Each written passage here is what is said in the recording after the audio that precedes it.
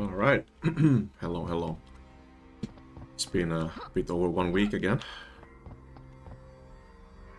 And I wanted to return to play more Quake Brutalist Jam 3 maps, so here I am. Without any further ado, I just wanna go into the maps. And I want to start with this one.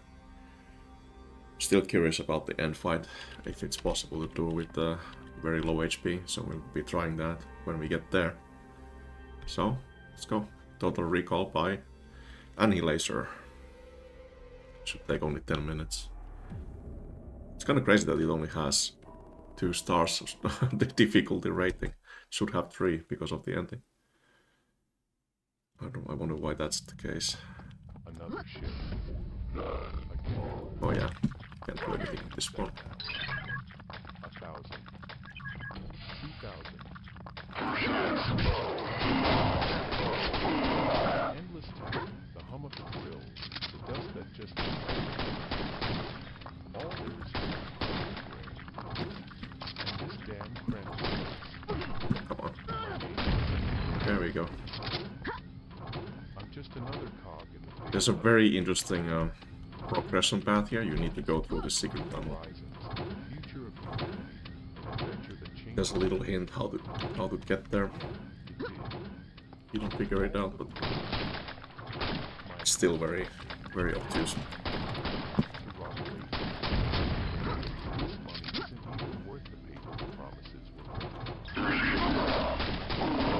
Too bad the background narration is pretty quiet. Can't really hear it. Skin without 5 layers of fabric in between. Just breathe without this stupid filter. Unless I stop, Now you these can hear it. rumors. Alien technology. Apparently, they found something in Sector 17. Not that anyone would tell us anything. We're just the little drones down here. But people are whispering about something that isn't from here. Let's move forward. Something that could change everything. Or blow us up.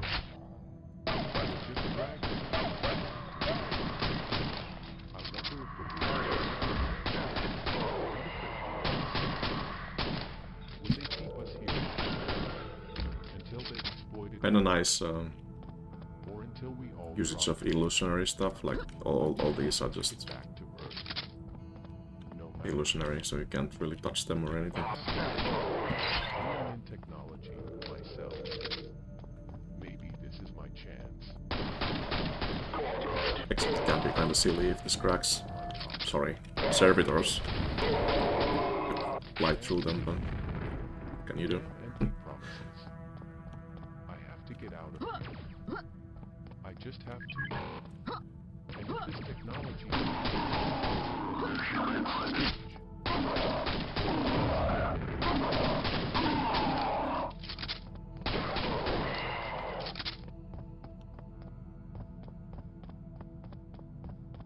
Kinda cool how well the Macon textures fit this idea of recreating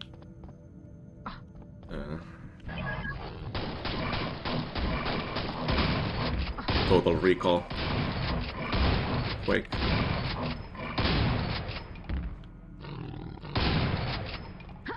Or, well, at least the environment.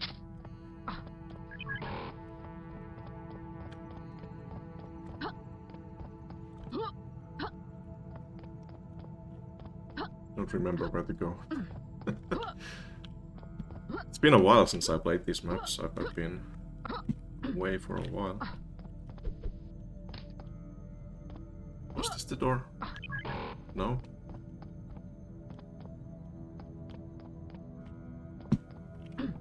Why don't I remember? I played this map before.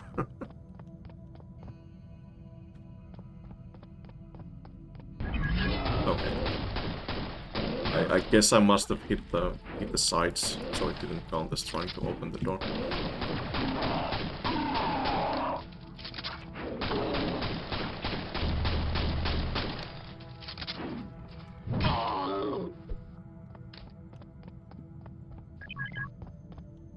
Kind of very simple courtyard area here.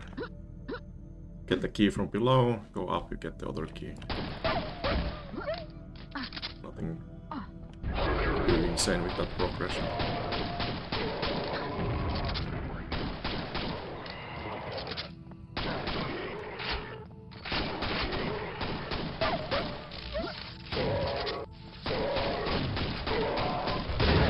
Ouch. It was the right timing to switch the shotgun when use the grenade launcher.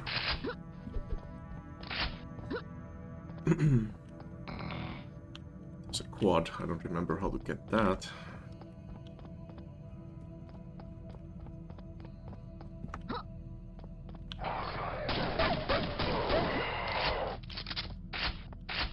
A lot of nails.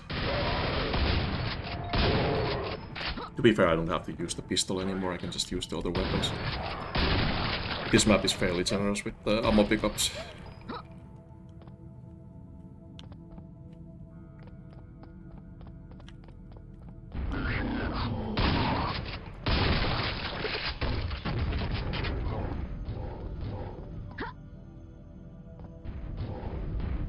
It said new area accessible, which would be here over the bridge.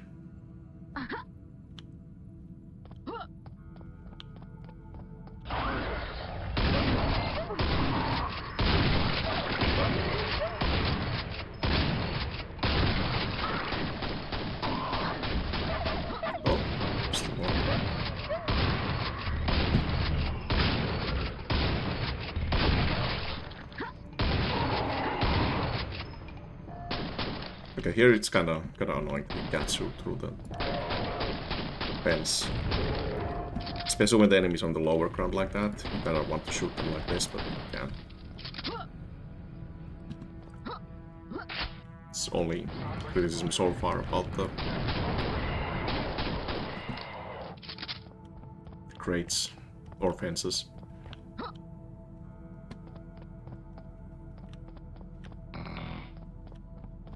If I remember correctly, there's a secret related to this tower. It's kind of cool to have some environmental stuff like this where you just get the vantage point to see everything. Well, the only problem is that, yeah, the skybox kind of breaks the illusion when you get this high up. That's whatever. But you can't actually jump down from here. It's clipped.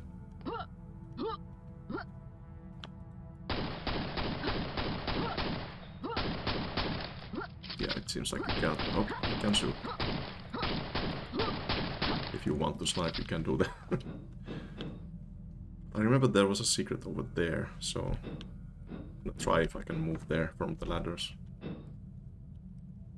No.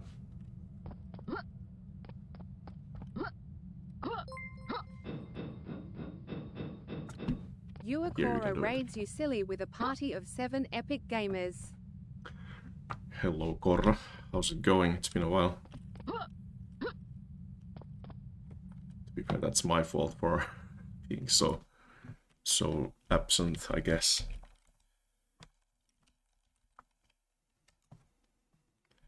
How's it going, dude?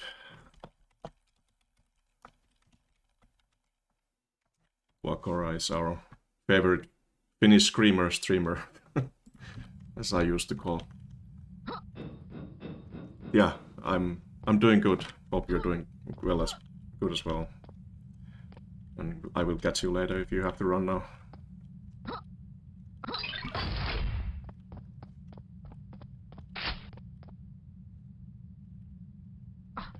But yeah, welcome to Quake, if there's anyone checking this out.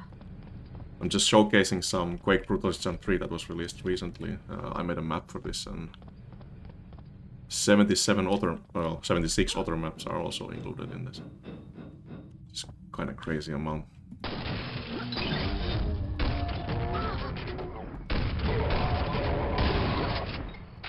I already technically played all of them because I was doing playtesting when we were planning for the release.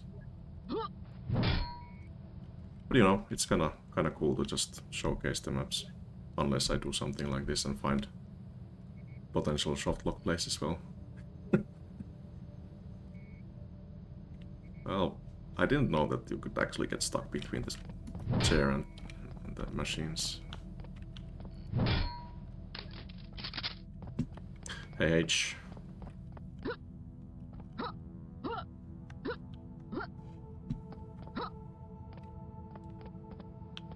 No, I remember there was the other secret that is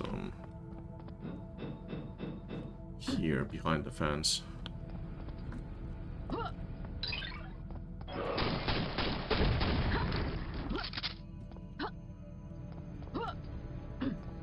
The other one is too fast, you can't get through that one.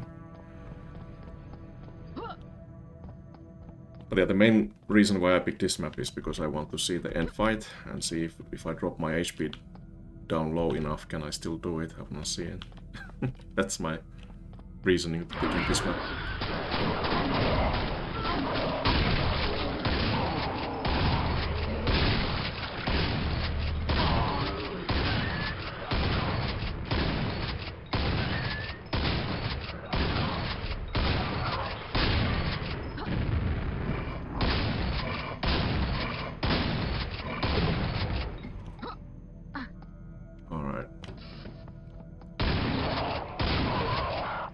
This is a toggle.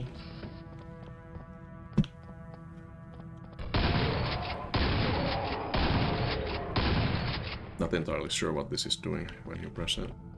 I mean, it opened these ones, but is it actually changing something else? No idea. What?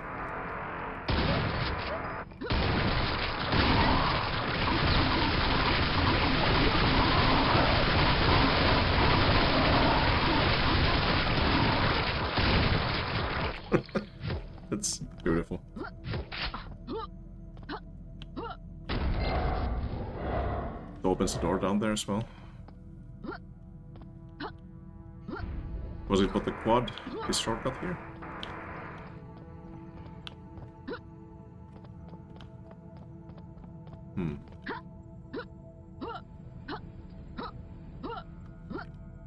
Alright, you mean it just opens this door down here? It's already open, so if you press this, it doesn't change anything, right? Yeah, okay.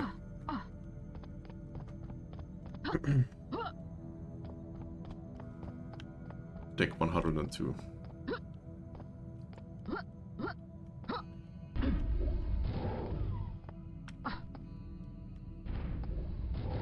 H2O fuel.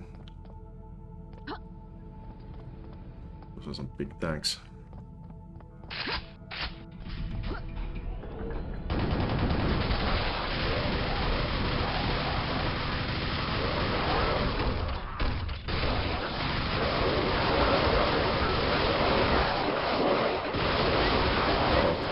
Stuck here.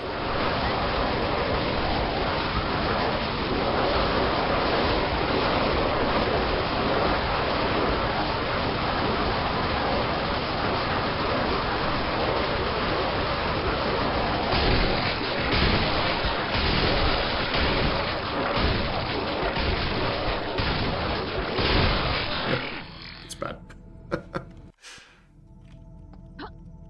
Yeah, let's try that again.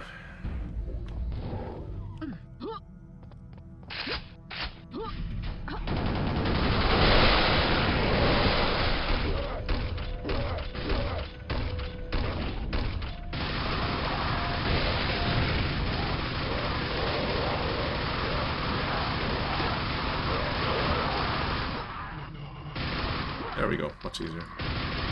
Just lob a couple grenades into the crowd and that's enough.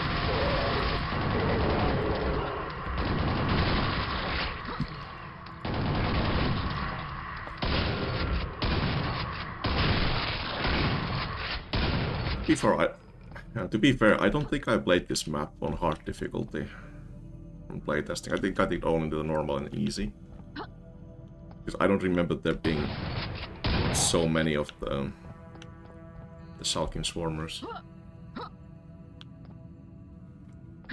It's kind of insane amount of them.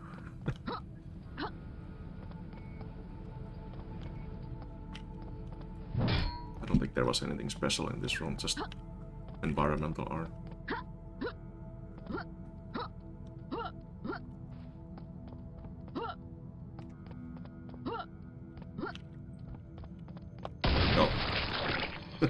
Some of them got stuck on the ramp and the door.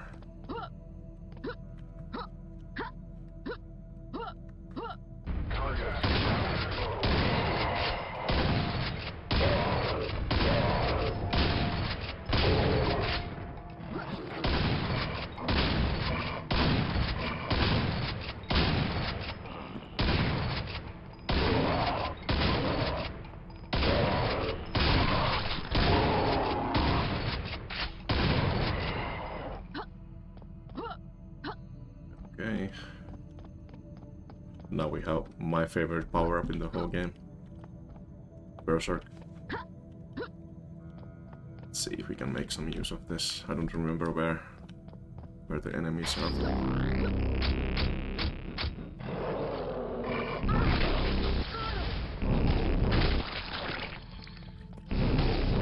Oh, that Chandler is actually stuck on the floor.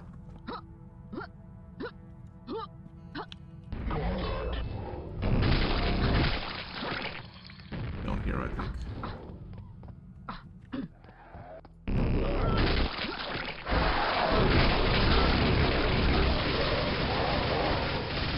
I can't really use Berserk against them. Too slow.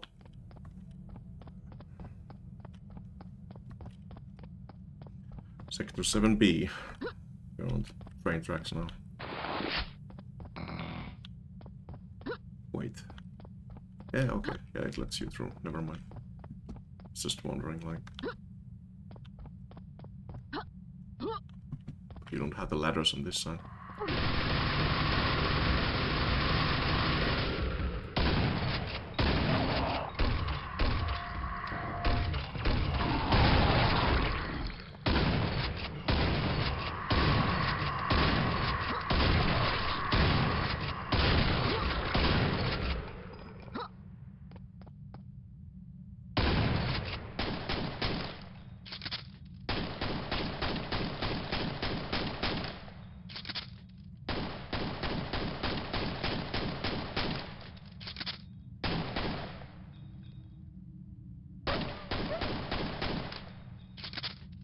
That should be all of them.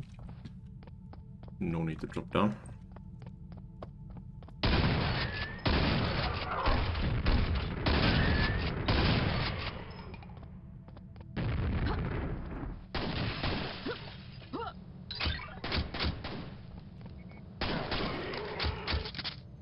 What am I doing on secret? 6 out of 7.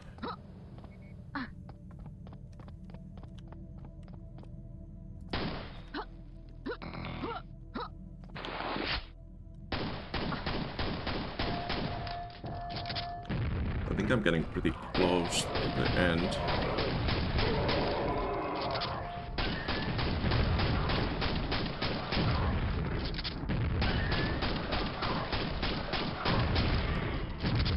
I think I missed the secret somewhere.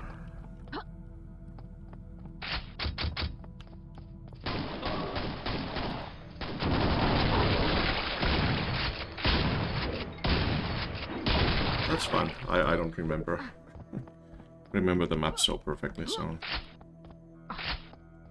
I don't have to worry about that. Wait, is this respawn? Why are these armor swords respawn?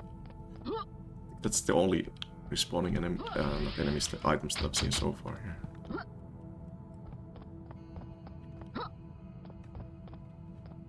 Wait, one of these things must be secret, right?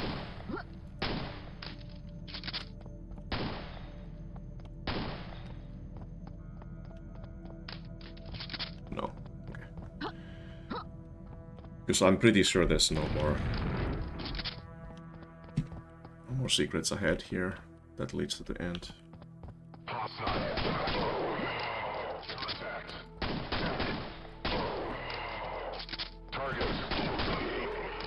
So like if you were to lose a lot of health at this point, like for example that shotgun is shooting me.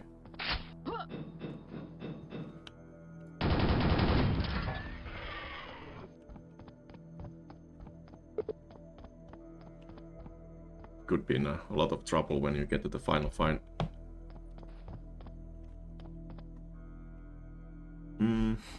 Okay.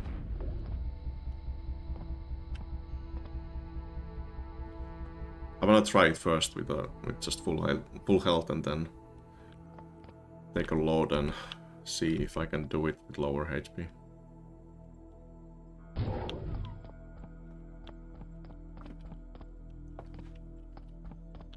Right, but what I'm thinking here is that maybe you should try to retreat to the lift. Like this corner can be kind of useful.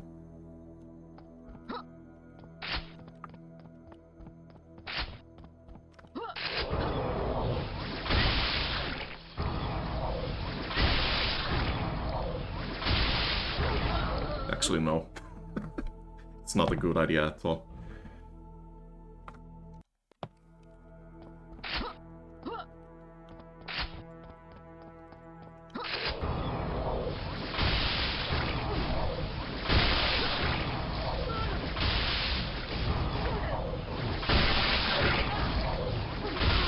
Yeah, even with like almost full HP, this is really difficult to do right.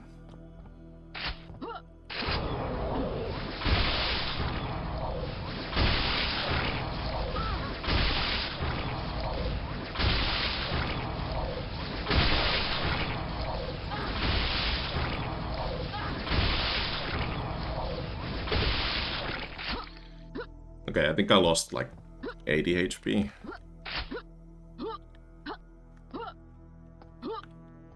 And that's the exit. Okay, let's try this again. Can I just drop my health like this? Okay. Let's try 5. There's any way to do it with 5 HP.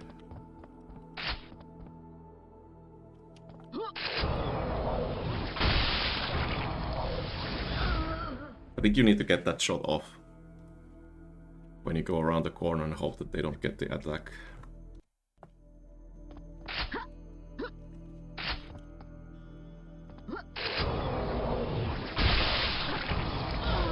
Yeah, you just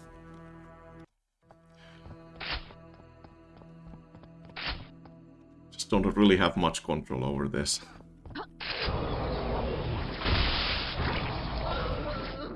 The problem is that they can't even jab from you behind, so... Jeez.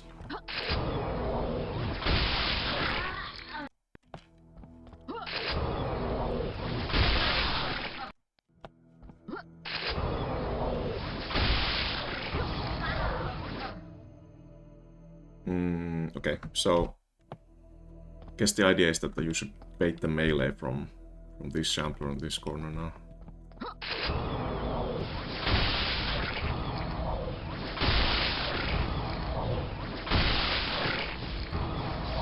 No, I was doing so well.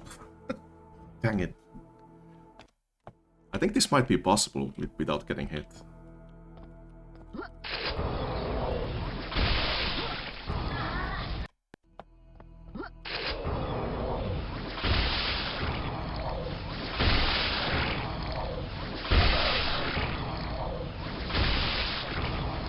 No, how did you fire so fast?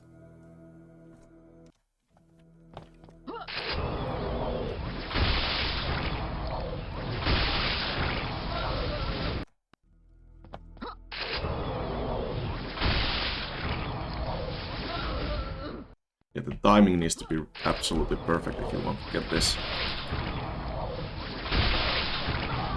There was one behind.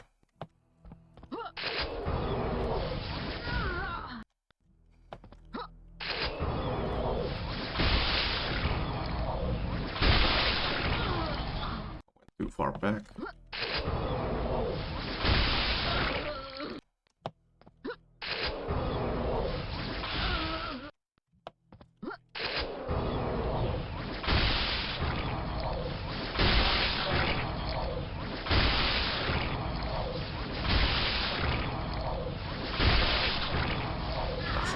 Too fast. I was getting scared of them getting around the corner there.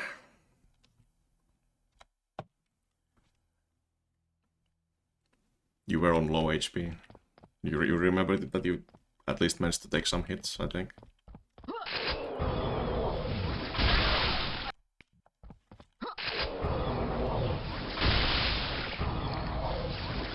Come on. I had that.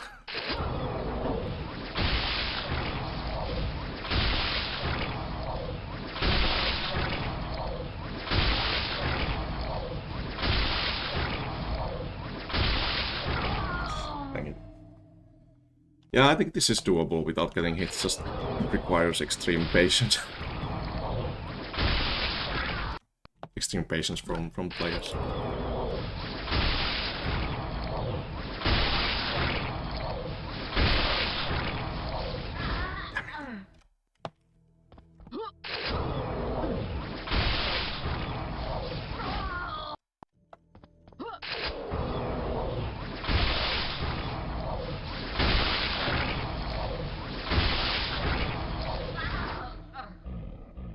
I need to just...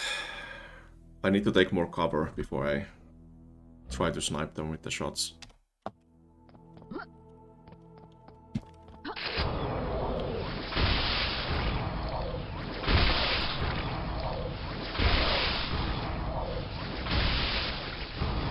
No.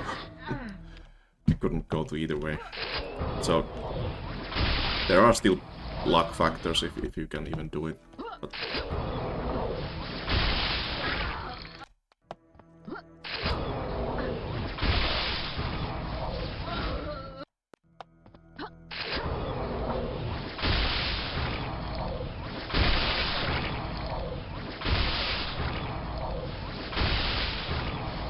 yeah, I waited too long.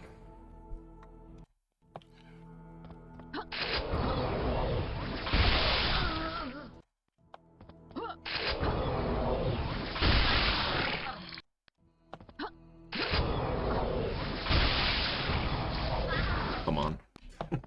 Now I don't even get past the first shot.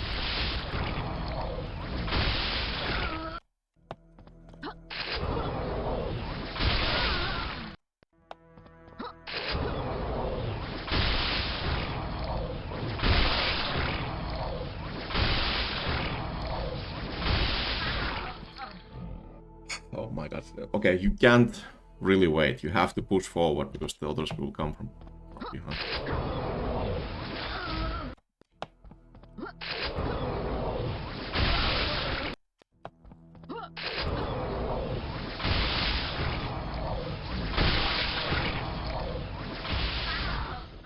Should have shot the ones from the far side.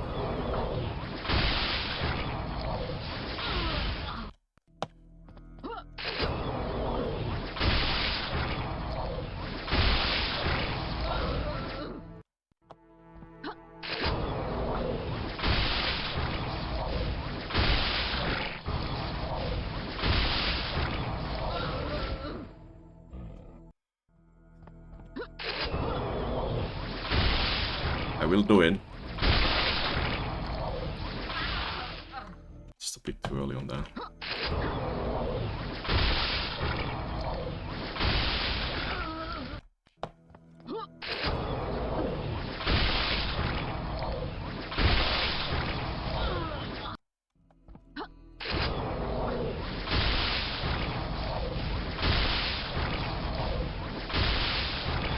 Come on, they're just reacting instantly.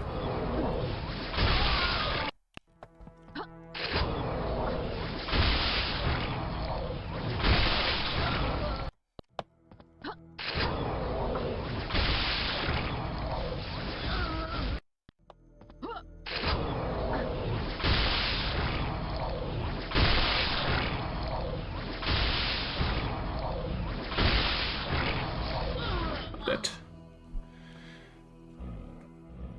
It's like you get surrounded really fast. There's nothing you can do. Just have to hope and go forward.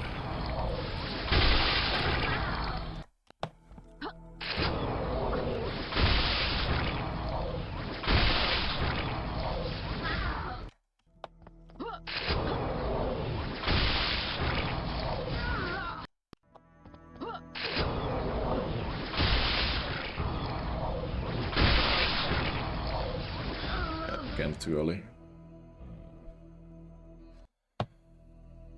I don't think you have enough space on the elevator if you go there.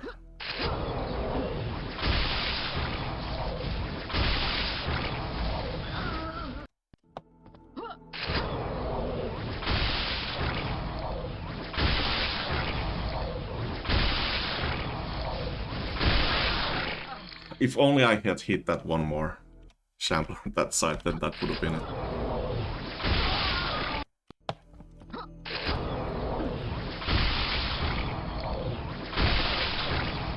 Come on, you didn't die.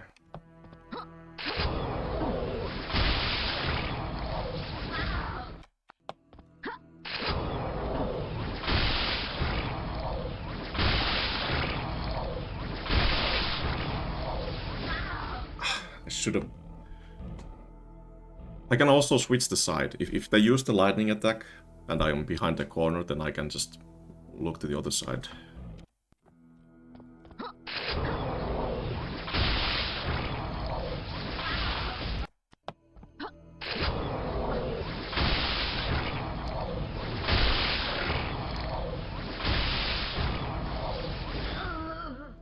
In theory.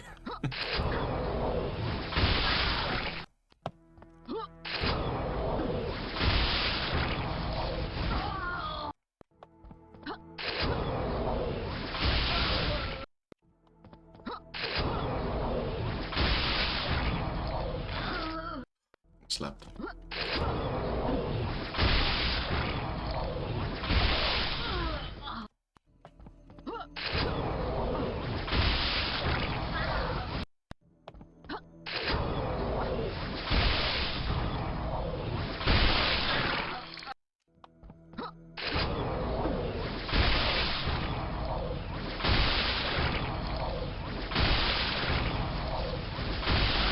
No, why didn't I get the...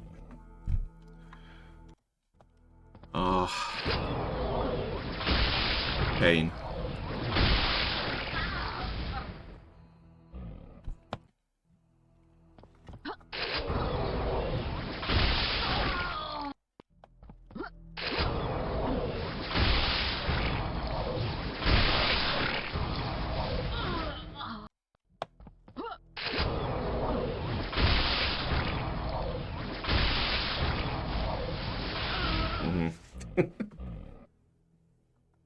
Because the shambler started moving away from the pillar, that like eliminated any chances of survival.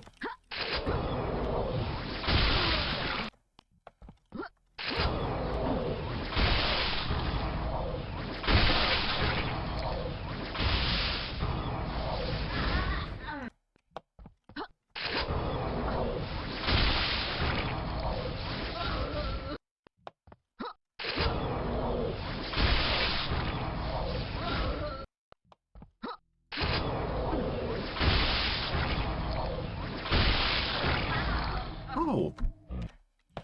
I just don't get it how they get the targeting so fast.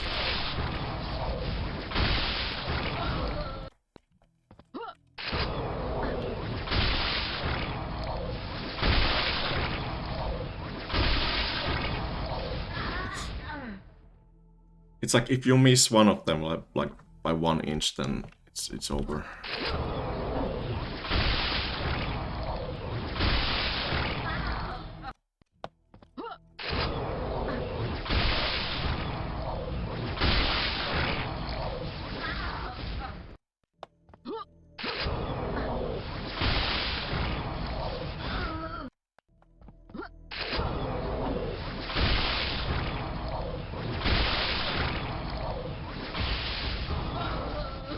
Or you hit the wall like that, where it just denies one row of your shots. It's always a great...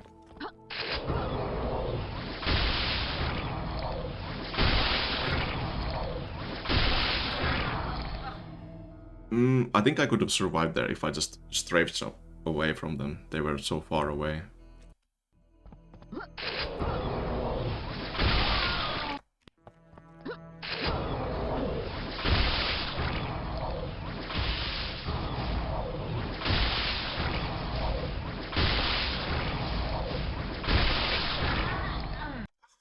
Dang it.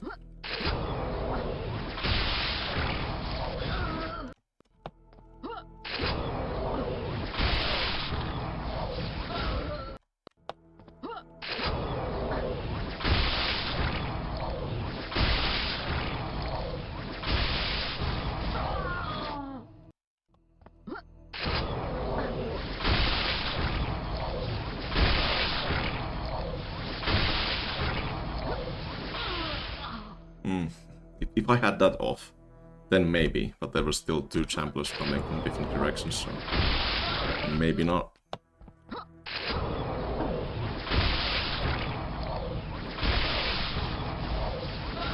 Come on. Give me a chance. Just attack slightly slower, please.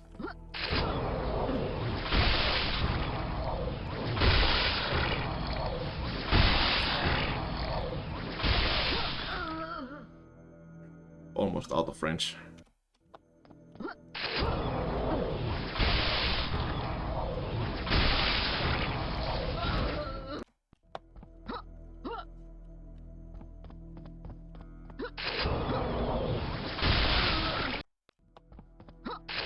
If I do this, no, that's suicide.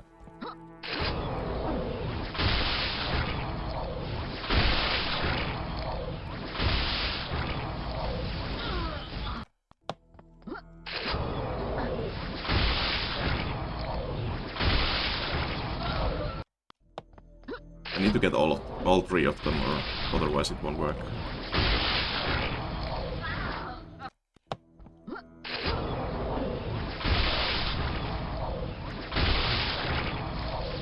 Yeah.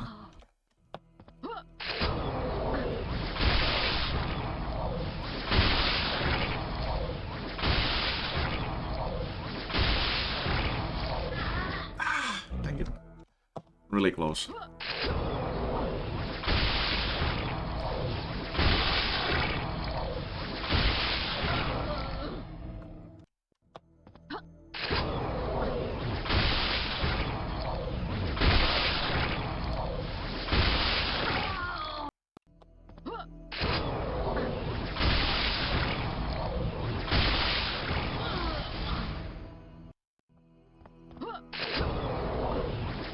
This might take a while. I will have to do it. I wanna prove that this is possible.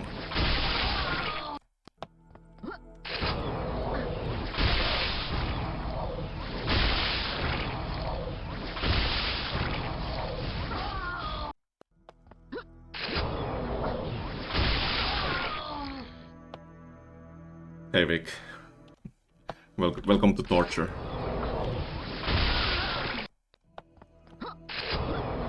Yeah, we are running a little challenge experiment here.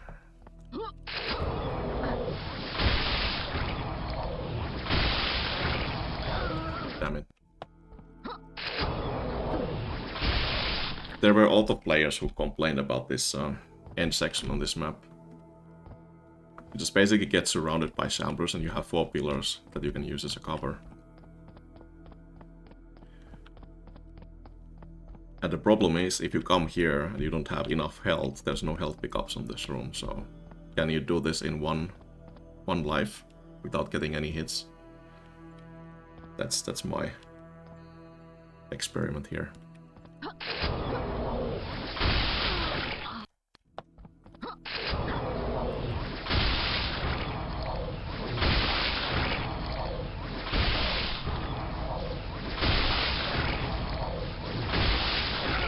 No, they came from the other side. That was going really well already.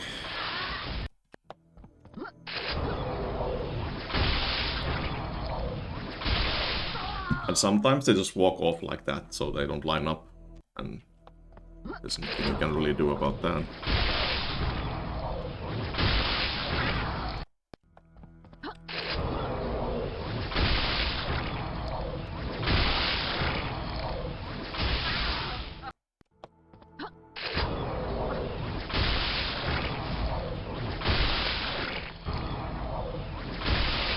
Way too long.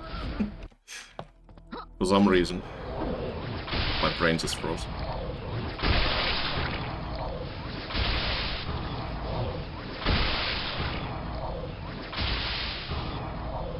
Please. Yes.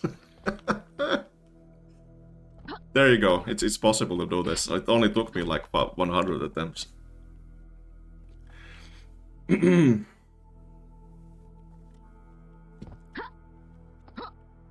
Hey Pyro. Texas two-step.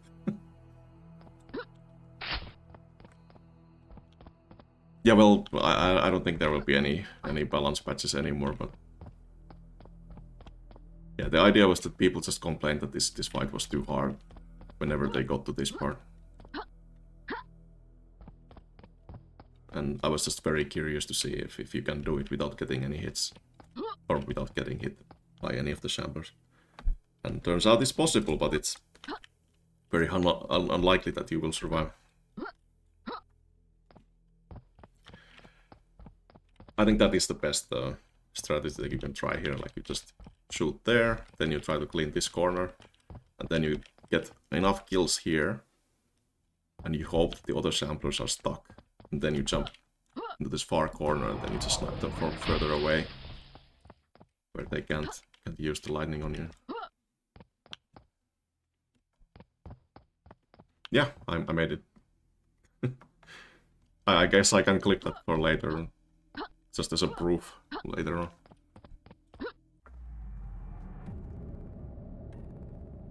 "20 minutes, but we were playing this for 40 minutes.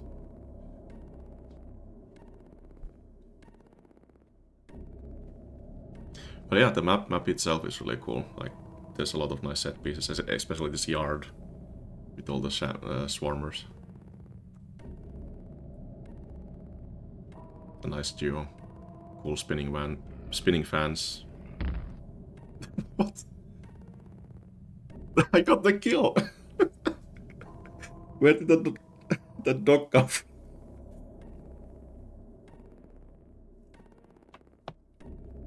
That's pretty funny. Yeah, I didn't find the last secret. It was somewhere. I've forgotten. And as usual, I've played most of the maps. Well, I've played all of them, but it's been a while since I playtested some of them.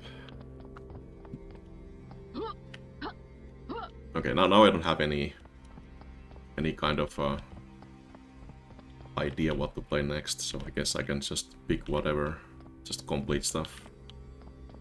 Start with the short ones. This is encased by Pixel Dude. It's a very small map, but it's pretty neat looking. You have this little watchtower. Targets. Targets.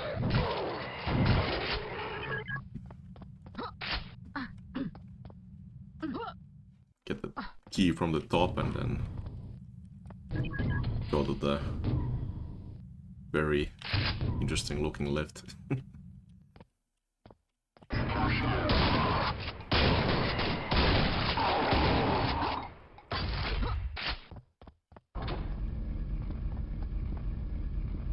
One notable thing here is that the music starts playing when you open the first door.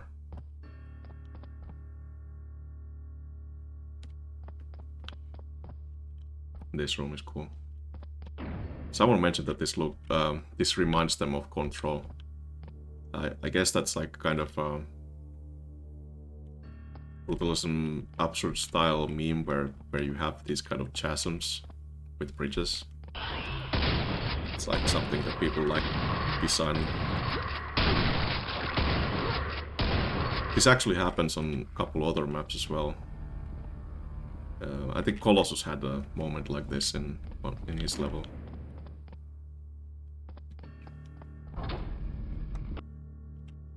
You can see that some instant teleports are happening here because the lights are shifting a little bit.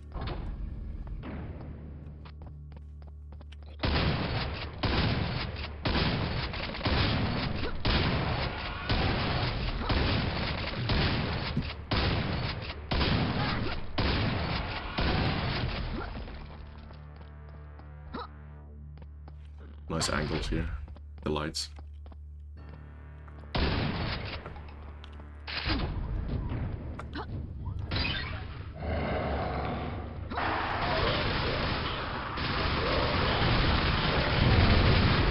Oh yeah, there's the exploding dudes that I was mentioning yesterday when we were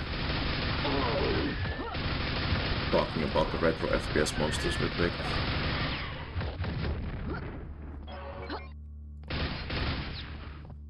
It's been kind of interesting that we have so many exploding enemies in games recently.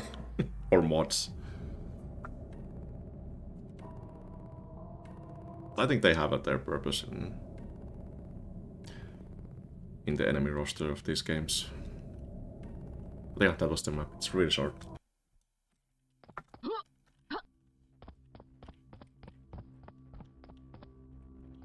Okay, what else?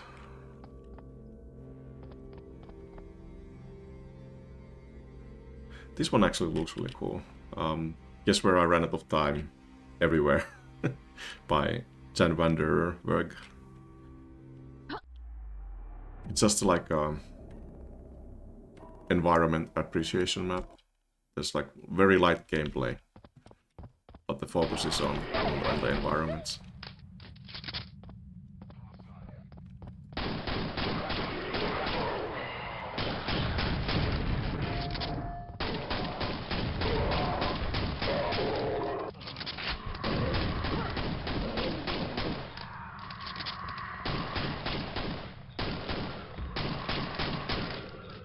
It looks really pretty. This wall is cool with the hexagon kind of plates pushing out from the wall.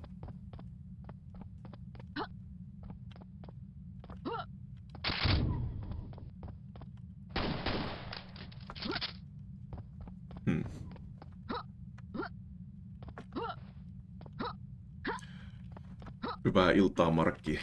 Mites menee?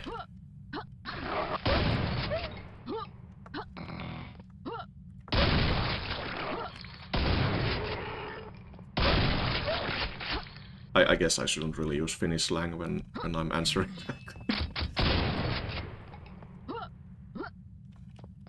I don't know, maybe you understand what I said. Never know. Maybe you learned Finnish in recent times.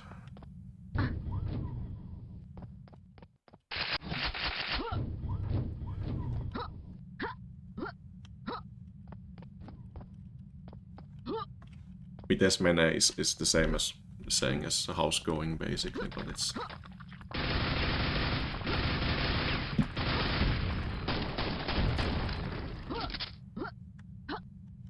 not easy to translate, I guess. I guess better way would be to say mitä kuuluu. That is easier to translate.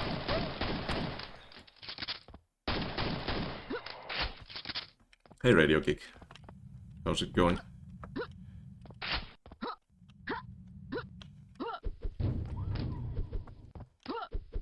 Get to spin our pistol.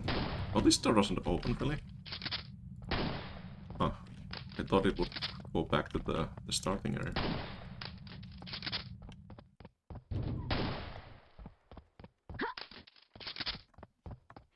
I'm doing good. I'm a little bit cold from outside when I was walking or having a walk. I'm doing fine. Asking.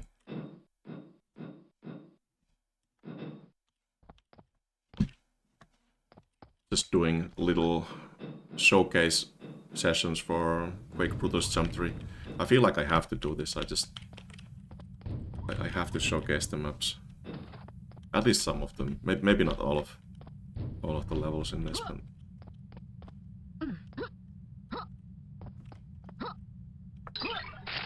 I feel it's appropriate. I think this door should open. It would be a nice shortcut. But I definitely want to showcase my map. I'll do that next time, I think. After this session, where I just play random maps. The next time I'm streaming, I'm gonna play my own map. And showcase all the secrets and all the interesting bits about it. And I'll play it on Nightmare. I'll show that it's possible to do it fairly easily if you know what you're doing. It's been a while though. I haven't played properly for a while.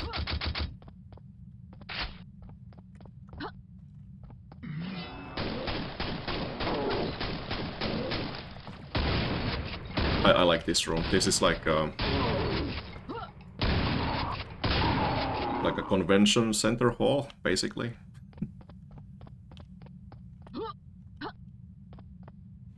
It would have like the stage on this side and the audience chairs. It really feels like that kind of space. Oh wait, there's actually... You can see through the ceiling, there's like glass bits on the middle. Disco room. Yeah. And more spaces like this. But yeah, I picked this map because I want to show the environment stuff, because this set doesn't have much gameplay. It's all about the environments, really. To be fair, it's impressive that they managed to do all this small detailing here and there. Even if it doesn't have that much gameplay.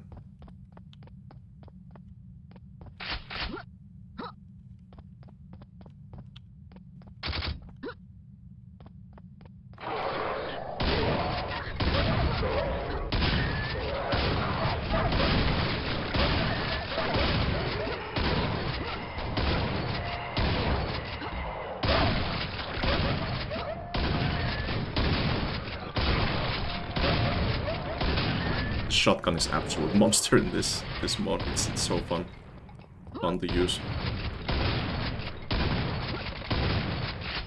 It is both slightly stronger than the double barrel shotgun, but it's also much better sounding as well. So it feels doubly strong even if it's not. I like this wall here. The classic mansion type setup or hall, whatever those are called.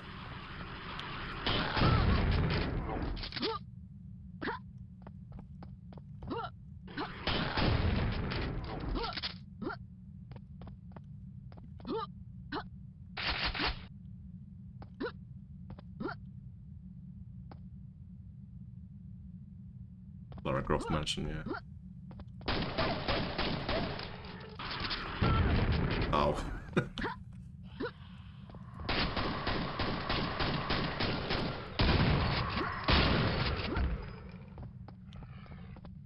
It is really mean to put those exploding enemies right behind the corner because there's no way to evade the damage.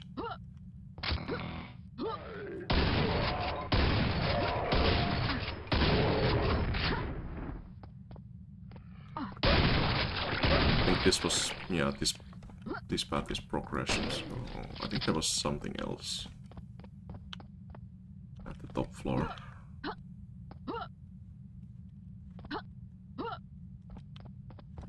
Gonna go back up there, quickly check it out.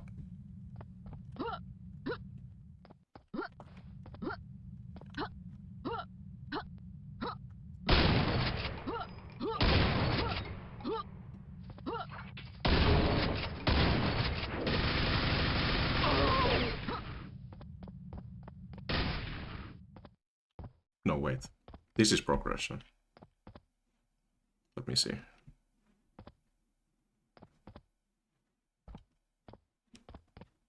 Yeah, this goes forward. Damn it, I don't remember.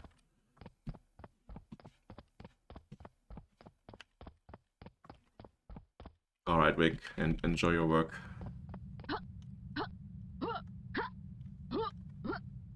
Hope things go well.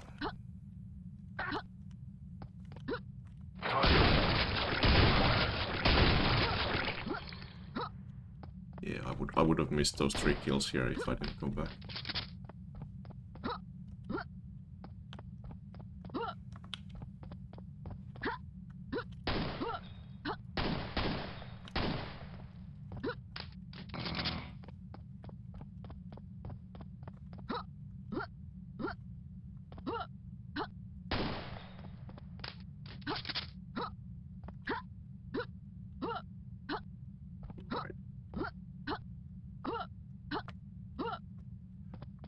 Pretty long level. Like there's so many of these little areas that are very highly detailed.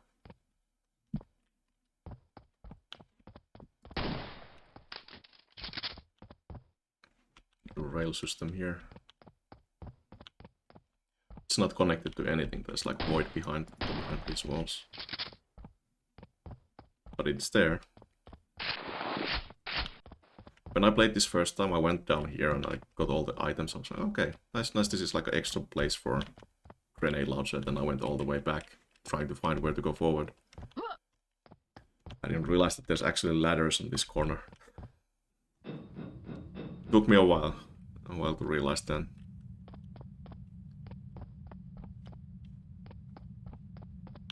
Oh, these corridors are cool with the slanted fence as well, blocking the bigger area.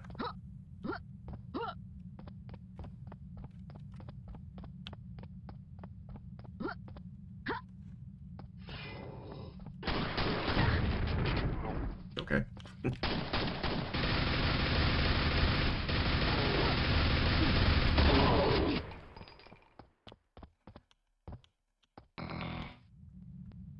It's even small terminals on the reception.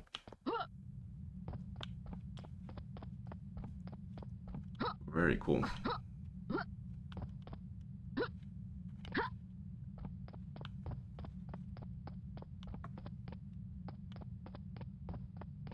The lighting is a bit blown out here. I don't know how it's so bright. All the gray surfaces are like completely white.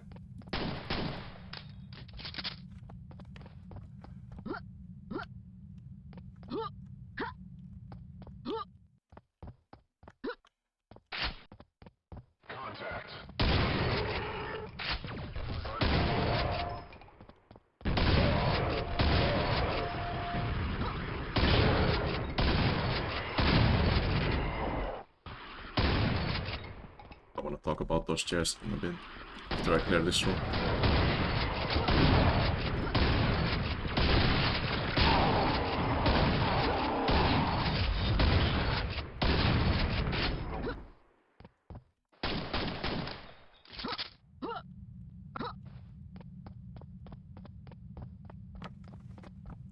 But yeah, even this room is like a really nice looking, simple brutalism. Wait, well, what is that? Oh no, we have a trim sheet alert. I never noticed that when I was playing this map before. Oh no.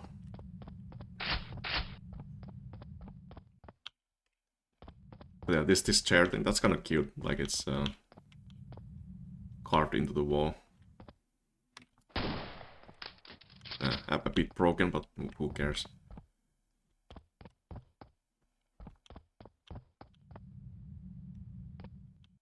Okay, my eyes were lying a bit. I didn't see that it was all connected, and that's like 4 of those back pads there. I was about to say that they look like the chairs on our local theater. We have these like very crimson red type of chairs in there. The only reason why I remember that because I was recently going into movies.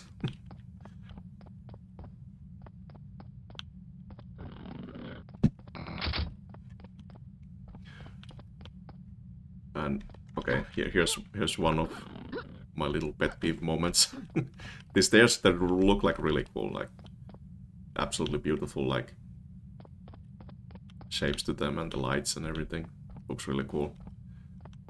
But it's yeah, it's clipped as a ramp.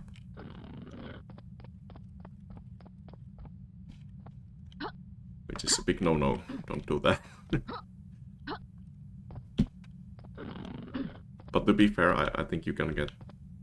Maybe you can get stuck on these sides if you don't clip it. I don't know. I still wouldn't do it.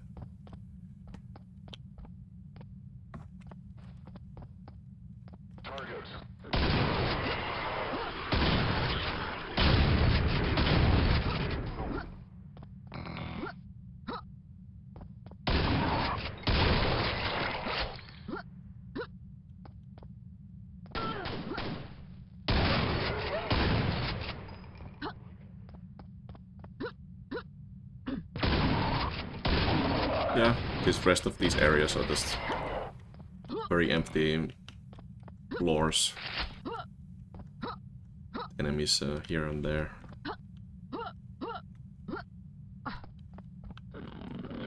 The main focus clearly was on the style.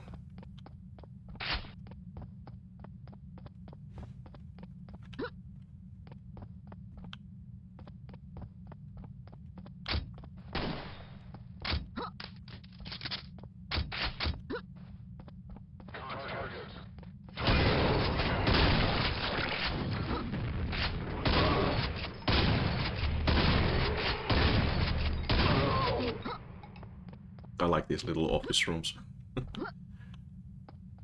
They have these little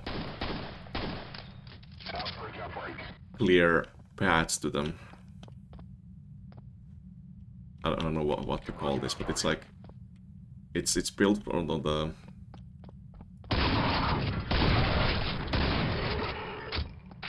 I don't know. Whatever. I'll drop that point. What I was trying to say. It just looks nice. That's all.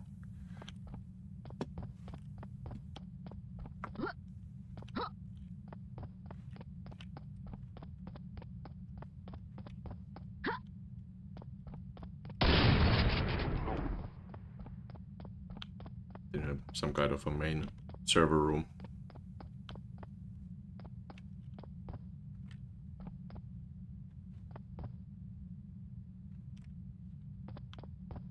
Are these textures scaled down?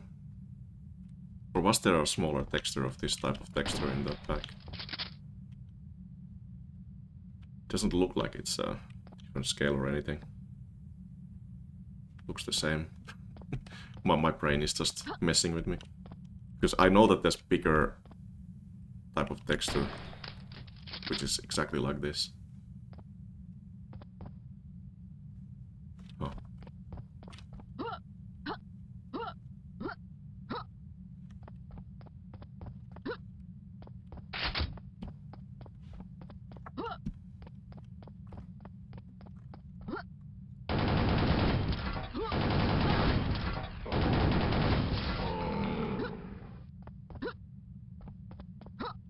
Chandler has the bigger desk as well. Yeah, that's the map. Just beautiful environmental art.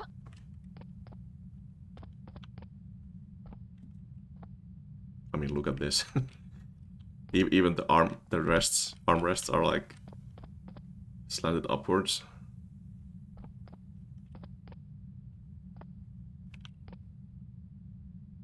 It's bent back a little bit.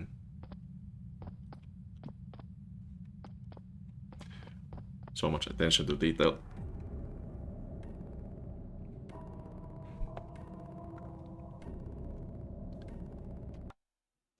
Okay, what do we do next?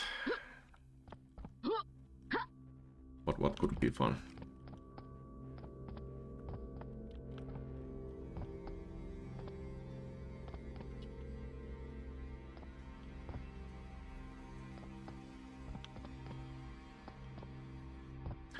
They could do Monolith. Oh, we could play H-Map as well. Fish hook is really cool.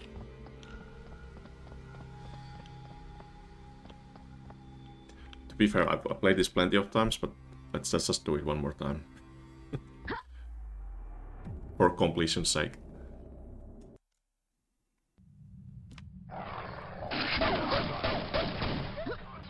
Oh yeah, and if there's someone who made a map for this and is watching and they want me to see to play that map,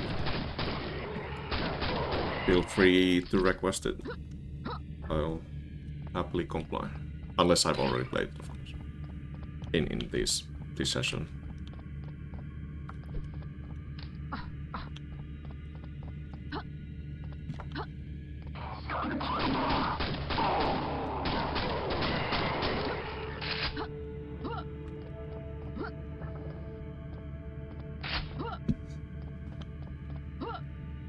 I think one of the details that people probably miss from this map is this sky ceiling thing here.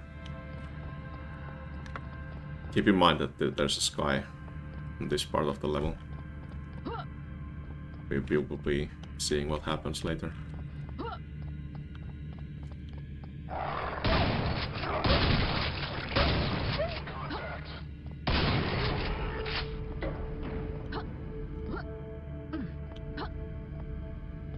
There's a secret, yeah. I remember. My memory serves me well.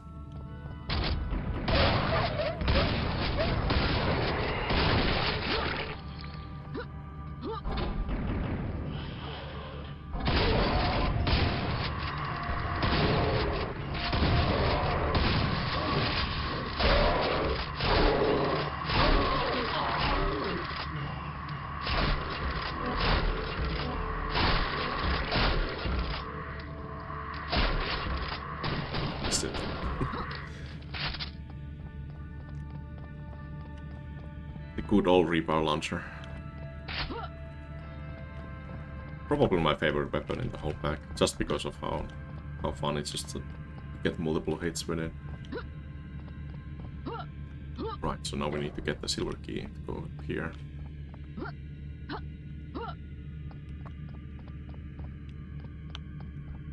There's a little skip that you can do here if you climb up this wall.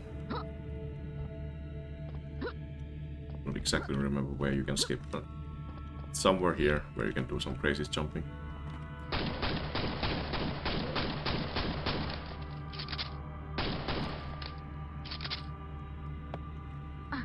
Probably right here, right?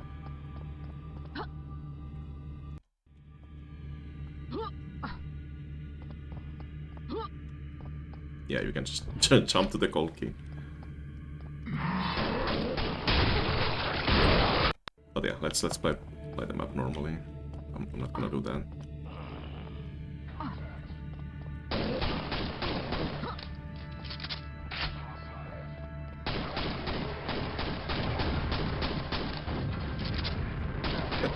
That felt like almost like I was shooting the rocket mid-air with the pistol. No, it just hit the other enemy there.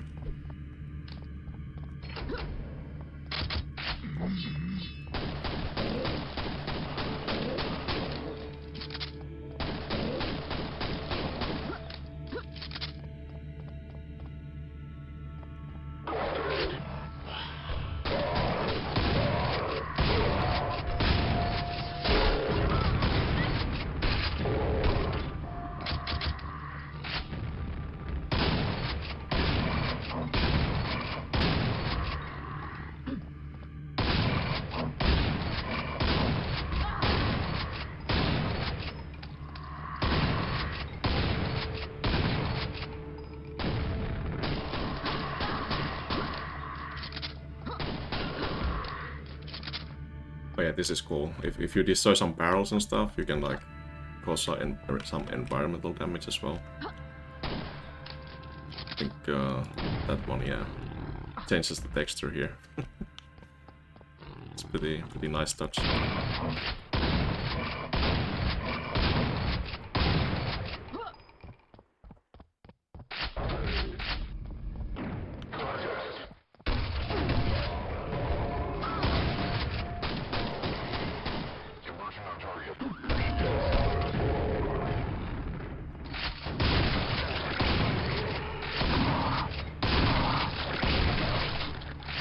Try to save the power up for later.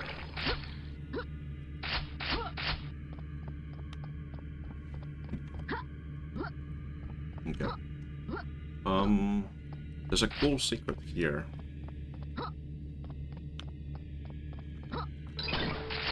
Not that one, but that's a secret as well. But I was more referring to this part. You can see there's some barrels on the other side.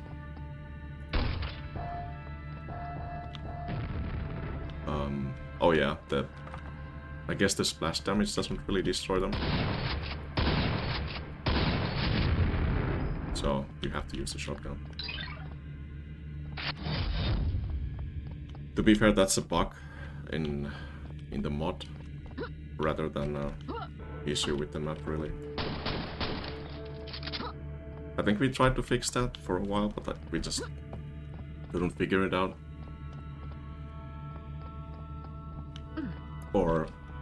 the persons who were tasked with the programming stuff didn't really figure it out. I don't know exactly the reason why. I thought you were able to go back from here. Is it like you have to take the power up before you can?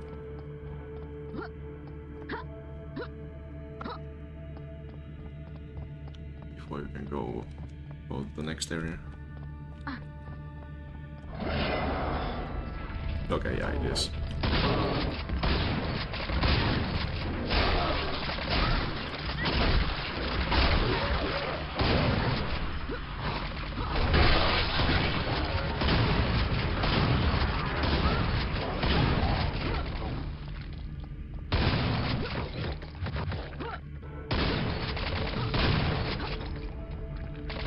Pick up the right glowing red things. Don't touch the caltrops.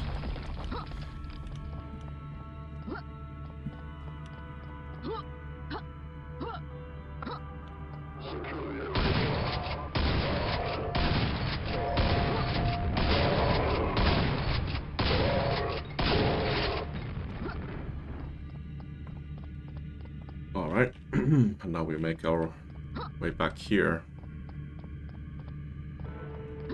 We get to open the silver key door, just right here on the left side.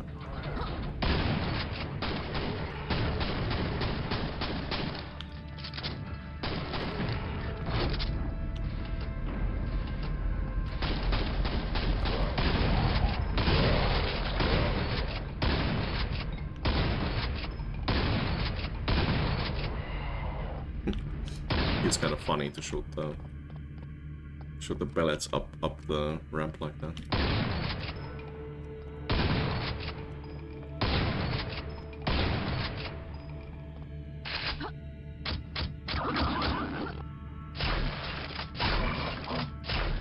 Bye. that fiend didn't want to hang around.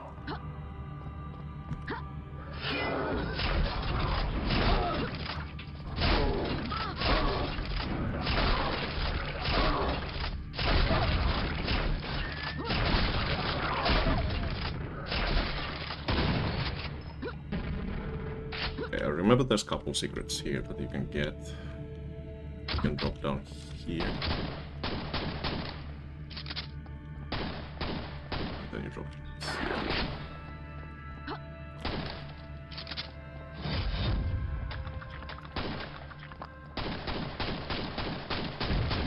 Of course, you get a mandatory spawn.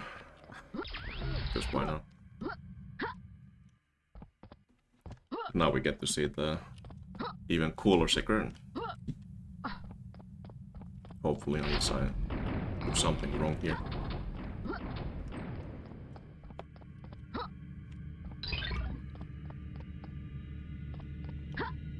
We have Toing's cool H logo here.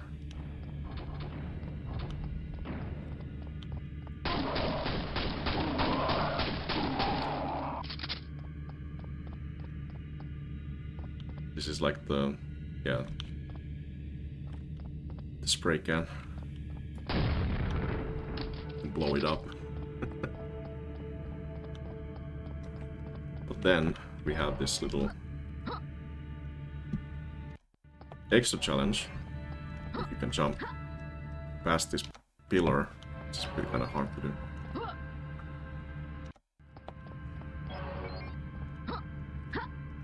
There we go.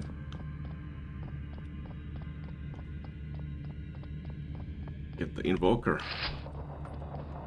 But oh no, what's this? Everything's dark.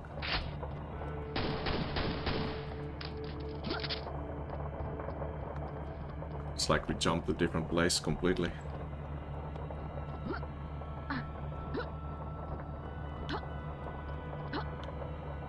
Wow, nice jumping.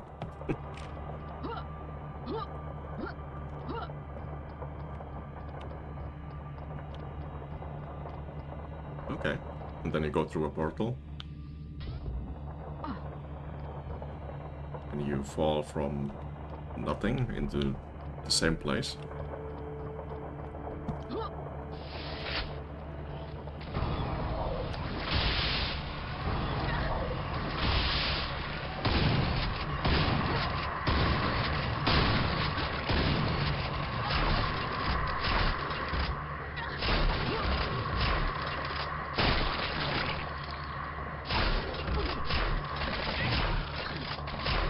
missing my shots?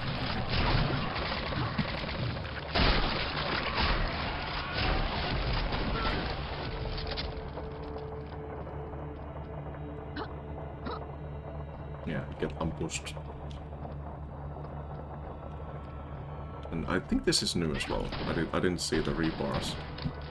Like the whole area changes a little bit when you go around like that.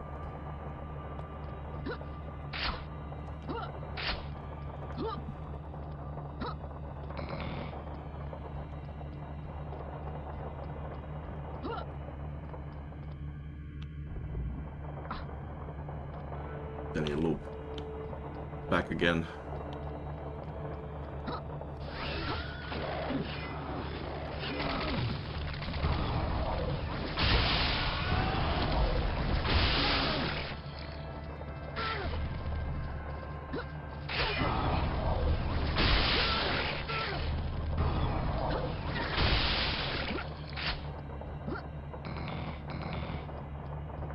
It's like we're stuck in a Groundhog Day or something.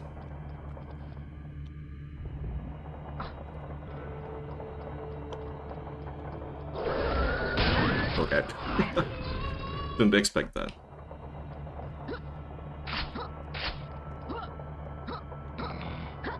To be fair, I should have used the alt save.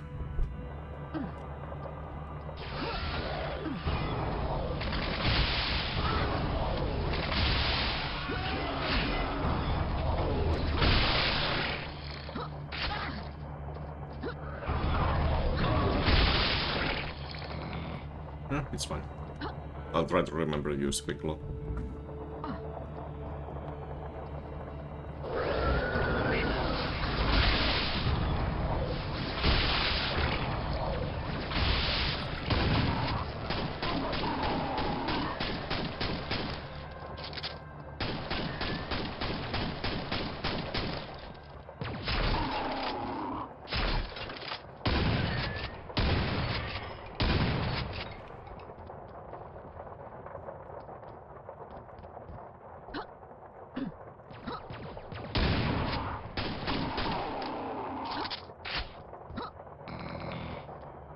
Yeah, I think this is the final loop around. Yeah, it's just back here. Okay. Oh yeah, that's pretty involved secret for the Invoker weapon. It's really cool.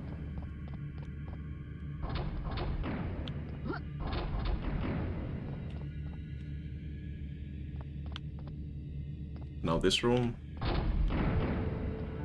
We started there, we were below that area. So if we go back here, you can still see the sky, but from the other side it's the force field texture.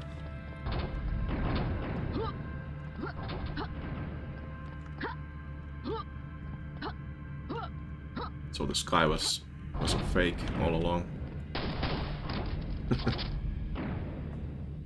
Hey Restrain. How's it going? It's been a while. Oh yeah, and have this crazy trap here. Kinda nice that you added like wear on the wall there as well, showcasing that the shooting projectiles are hitting it.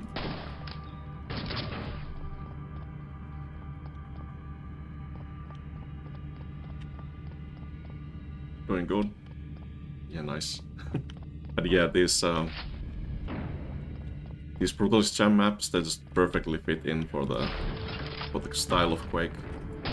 Just so perfectly.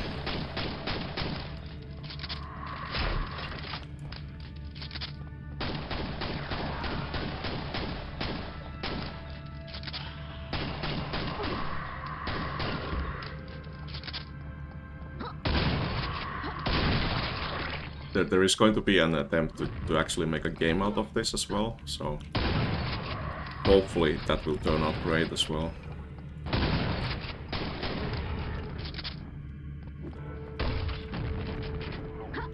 With of course more expanded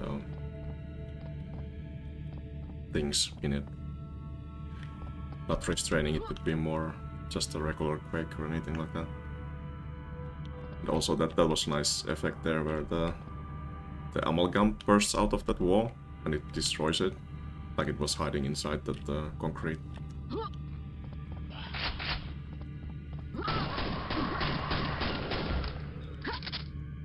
Oops. Don't want to fall down. But yeah, that's the starting area. Now we disabled the sky. So if we were to go back, it should show like the fake upper area now.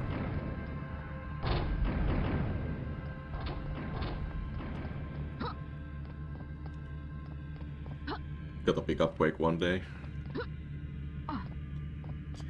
Yeah, I recommend checking out. There's so much community stuff that has been created over the years. Well, it's old game. Yeah, it's almost 30 years old now.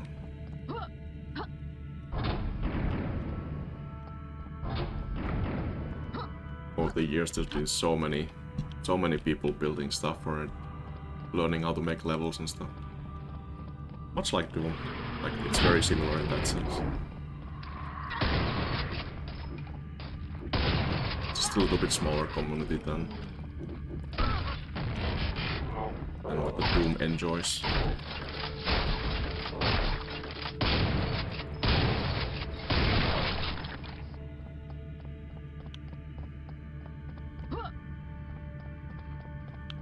I don't remember if there were any secrets here. I don't think there was, though. Oh yeah, and the cool thing about this Quake Brutalist Jam 3 is that you can play it as a standalone. You don't need to have the Quake 1 files. When you go to the Slipshare page, you go to the downloads. There's a standalone version and then there's a mod version. So if you take the standalone version, you don't need to have the Quake original files. So all of this can be played for free because there's no Quake 1 assets being used. Ah, damn it. I remember there was a secret there. Well, I'll get that secret later. I'll try to remember it.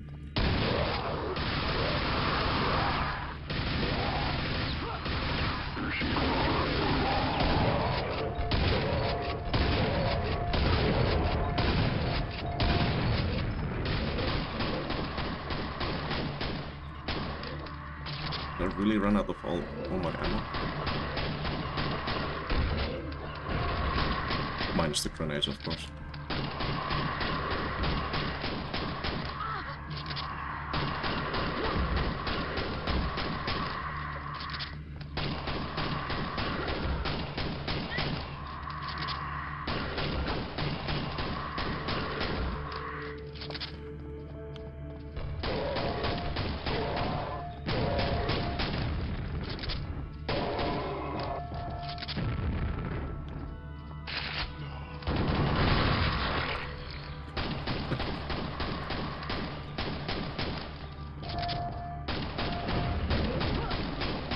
We really made this weapon kinda overkill in many sense.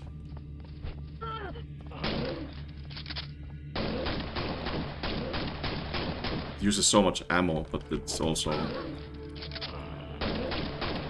not really great to use against single enemies like that. I think that's like a perfect use case to shoot up there. Like that.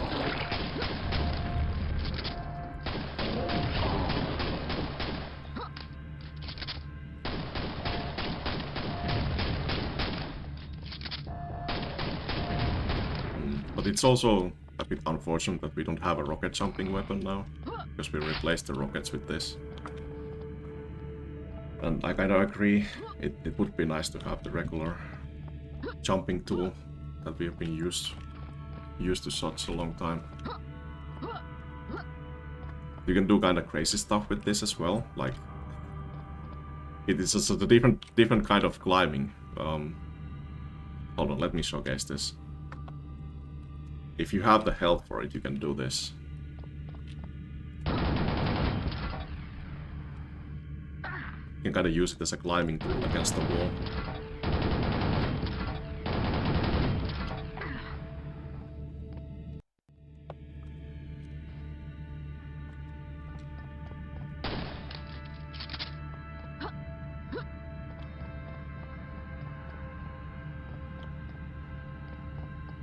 Which is kind of sad that I didn't have any time to make any cool use of that. Like, I should make a movement map based on that for people to enjoy. There's only one map that uses it at the very end, but none other maps have any use case for it.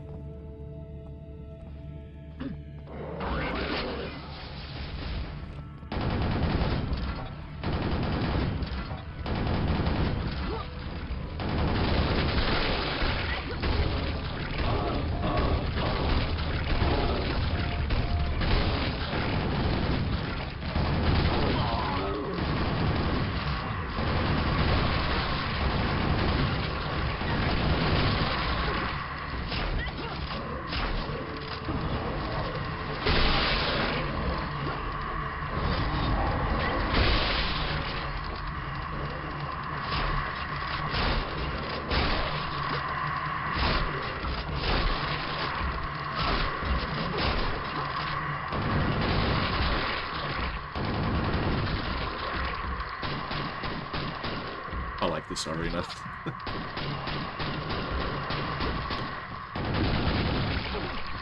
It's really great job with this setup here.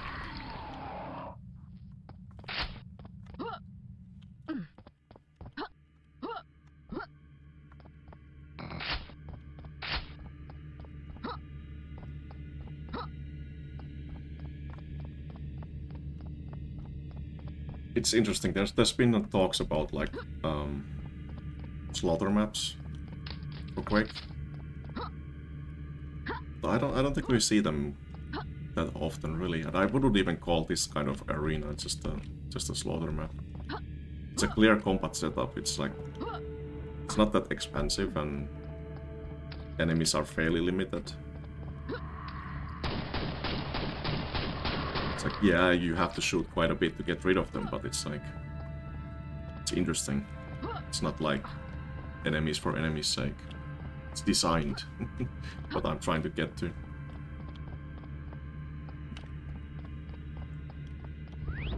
Oh no, they took my key.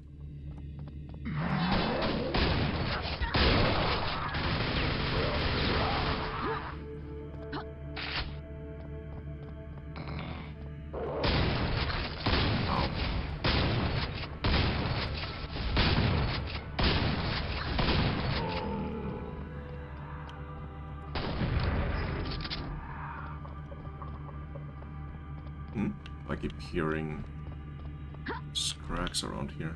No, not scrags, servitors.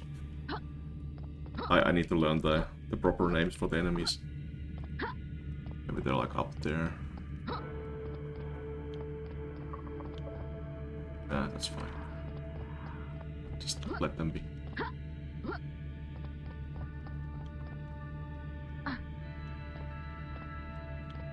This is the other way to go to the secret that we had earlier. It's kinda neat shortcut. And you need to go here anyways, because you need to go this way to go up to the gold key door. And there's a Berserk power up. Let's see if we can use it.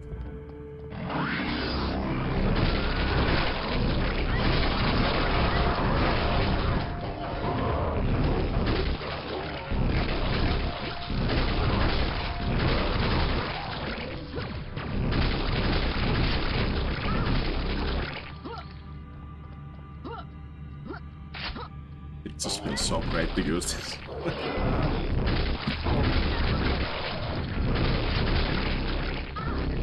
Oh, maybe not against those enemies.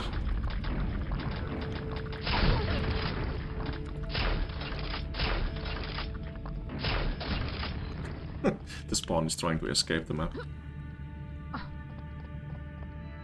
I missed a couple secrets. I don't remember.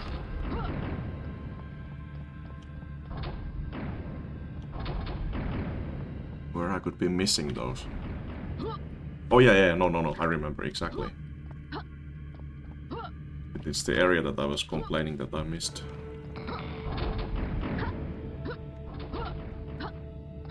Right here.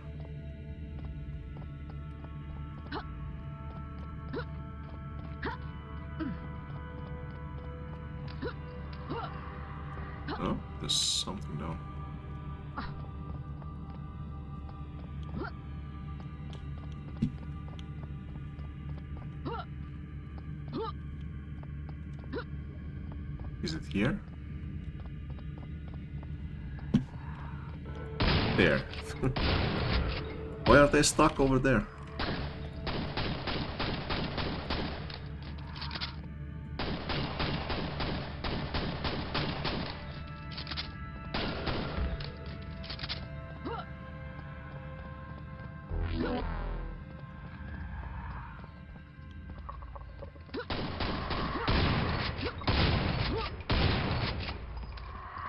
Okay, now I just need to remember how to get to that secret.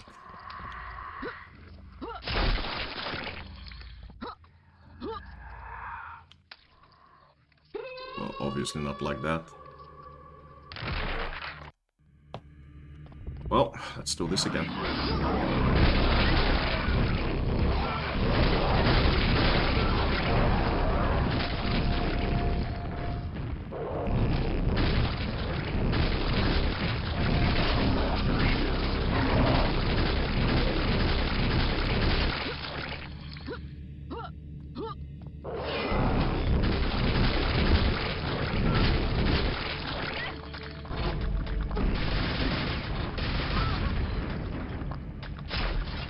Oh, ooh, don't get hit.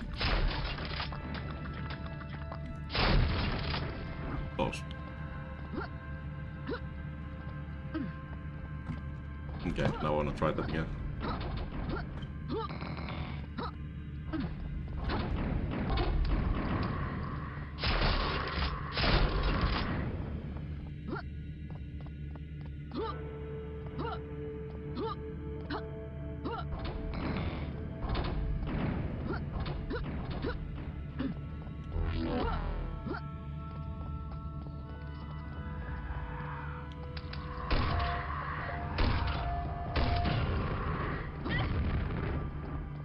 Nading myself. Oh yeah, there's the ladder. That's how you get there. Of course. You know what? I'm just gonna no-clip up. I'm tired.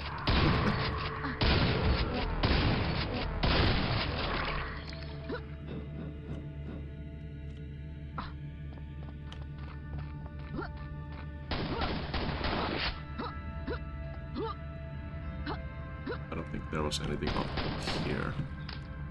But the real secret is hidden in this small alcove.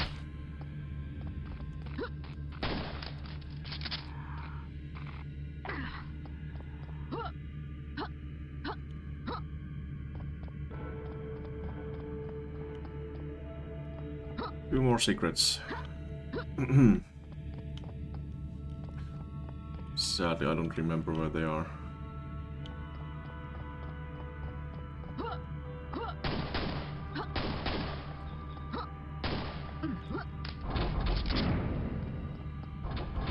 Oh yeah, one is up there.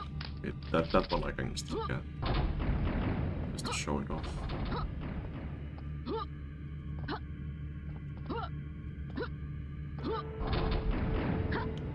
Where is it? Here.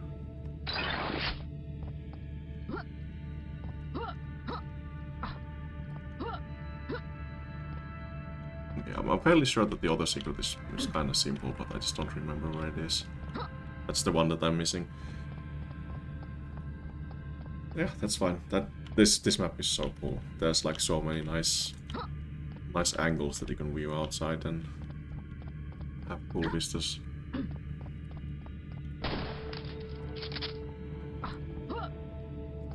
It's like when you come outside from here for the first time, you're just like, wow, this is so huge. And then you have the fake sky ceiling thing that is being revealed later.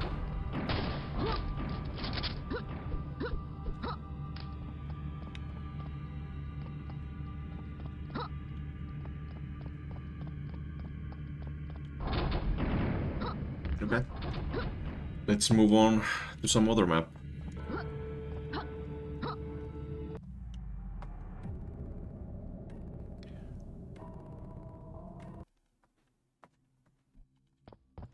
There's plenty of maps to choose what to play. Guess I could do the Colossus map, it's 1 hour though. How long have I been playing? No, not that long. Maybe maybe I'll do that next. That's probably a nice option. Unless there's of course someone else who wants to see their map being played. Just in case. I'll look around a little bit.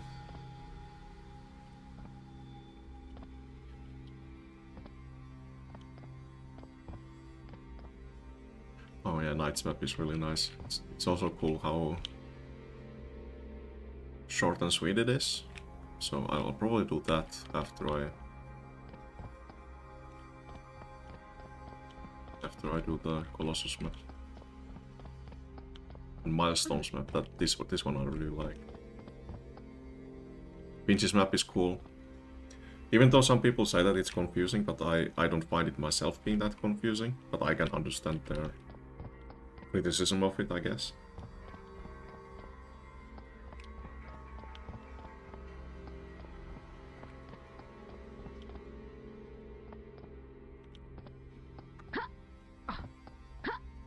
Alright.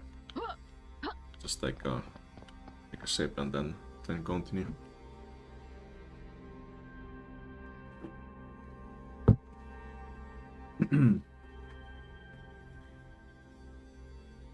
Alright, let's go. Monolith by Colossus.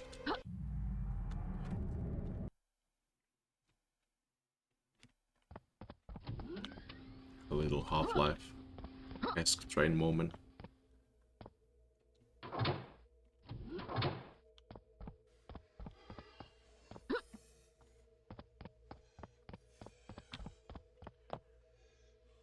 Oh yeah, the other funny thing about this map's name is that Monolith is actually the name of the mod that we use in QBSide 3.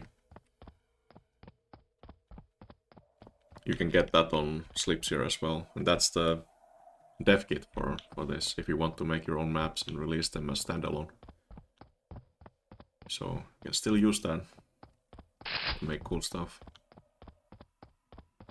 if you feel like it.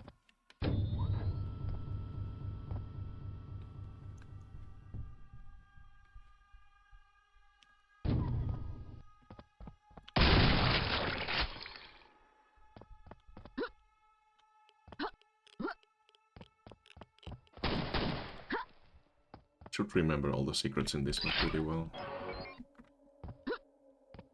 I say that, but then I miss all of them.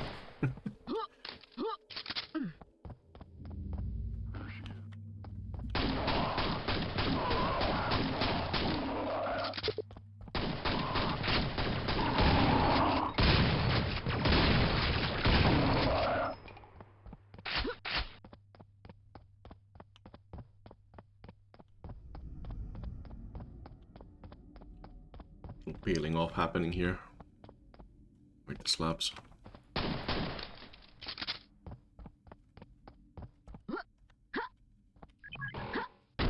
Oh yeah, these round doors, these are actually really cool in this level. I'll talk about them later when we open one.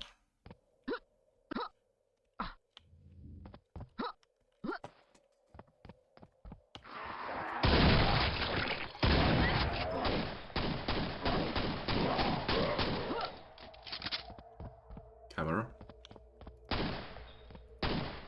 But you can't destroy them.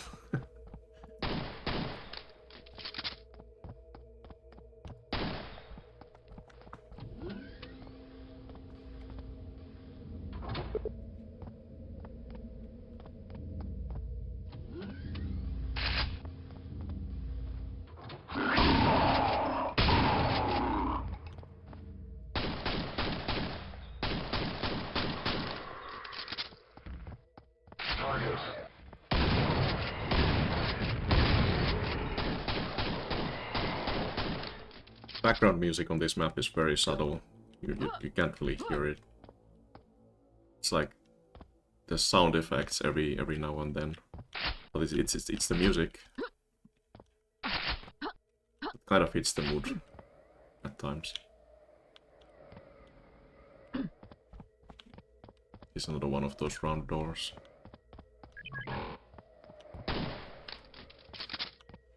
Now this is the way where we need to go, but there's some secrets we can still explore for.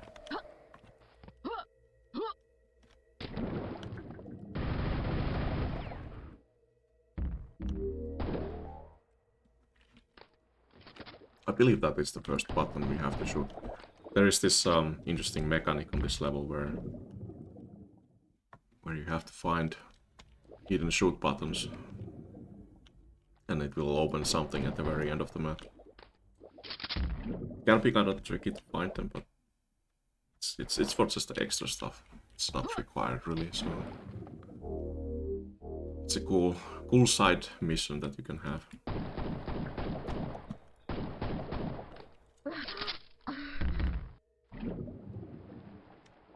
Hold on.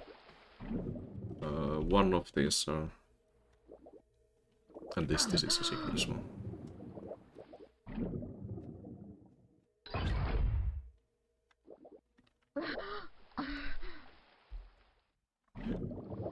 I believe one of these waterfalls is a secret. Must be this one because of the bubbles. Yep.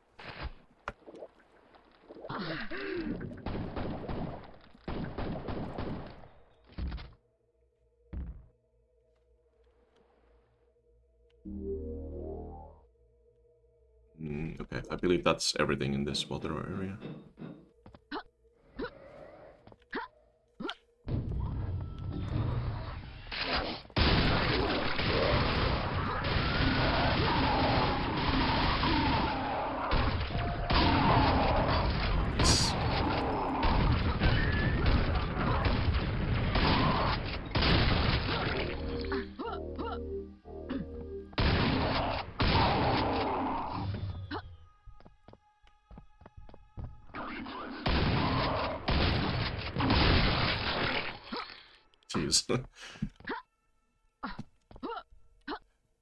It's just sometimes when those splash sounds just play in stereo like that, it just sounds more gruesome than it should.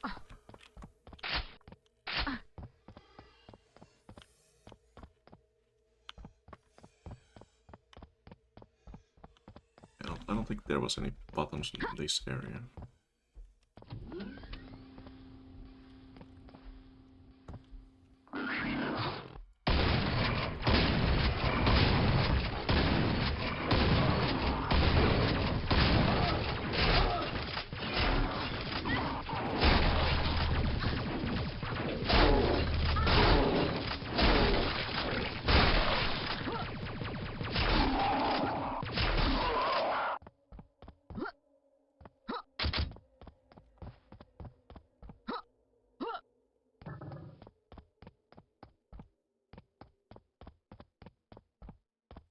There's some kind of a great conveyor up there. But it doesn't seem to be leading anywhere. Just walls there. Or maybe that's the idea. Maybe they just want to contain them up there for whatever reason. Trying to think some kind of a lore for this place.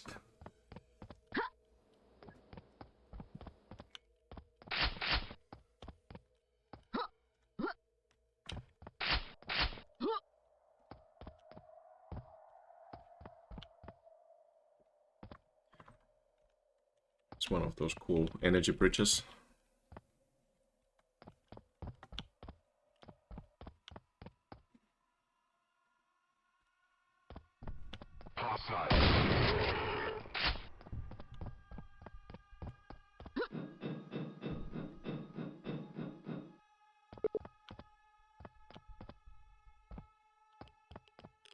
I believe that shortcut is all the way down there, if you want to go back.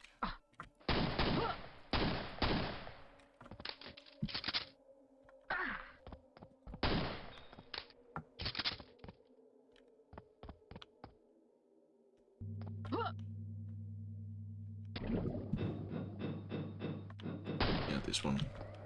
Or this one. Okay, it's the other one.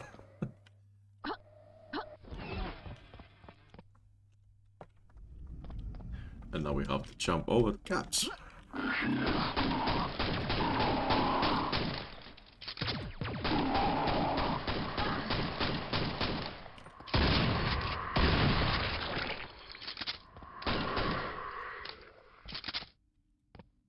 yeah, this Roomba robot or whatever it is. It's actually moving around and turning. It's like, I don't know what it really is, but it's, yeah, you can see that. Turned around.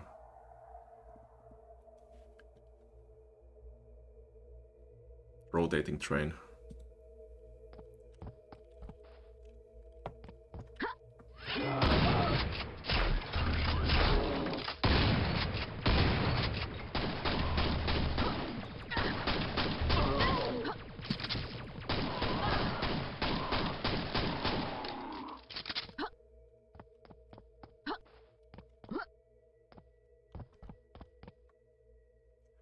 Very nice scale on this area.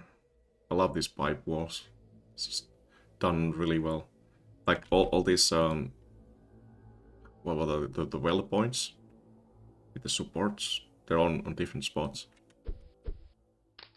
So it's like extra attention to the detail, it's not all the same. I think they might be a little bit bent as well. Like yeah, that's bent. That one is bent as well, quite heavily.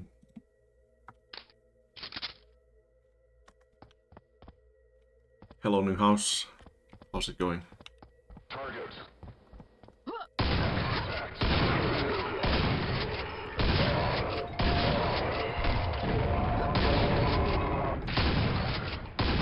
You said that you wanted to play more Quake maps, right? You should really give this a go. Play Brutalist Jam 3. It just feels so fresh because of all the new enemies and the weapons. I think you would like it. Maybe you get some inspiration from this.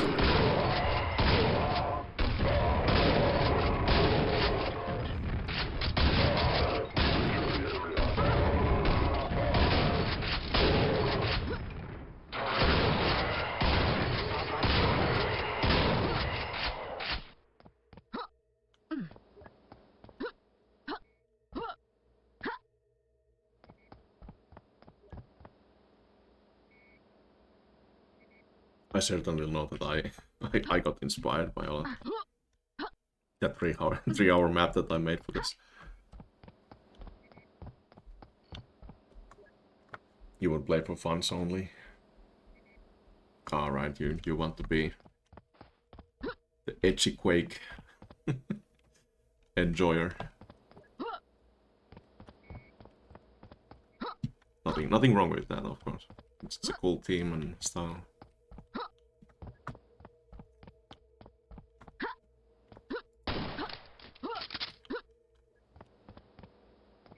Even this detail with this force field around here, the pipe going in there, very cool. And of course more cameras.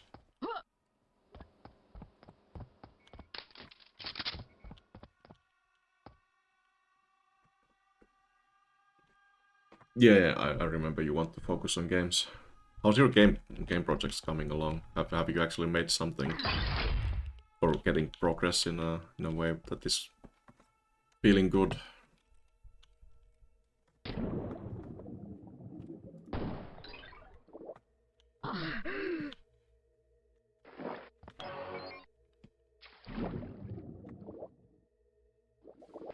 It's been a while since we talked about your games or game mapping projects or whatever. I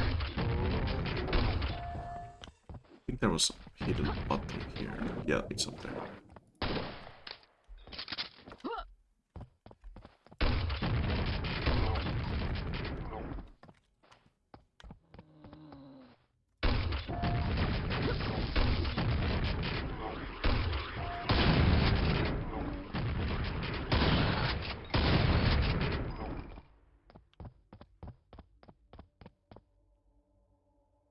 Small systems testing and their own prototyping. Well, you're making progress, so that's always good. Unlike someone else. I really wish I just had my brain together so I could do something more ambitious than just Quake maps.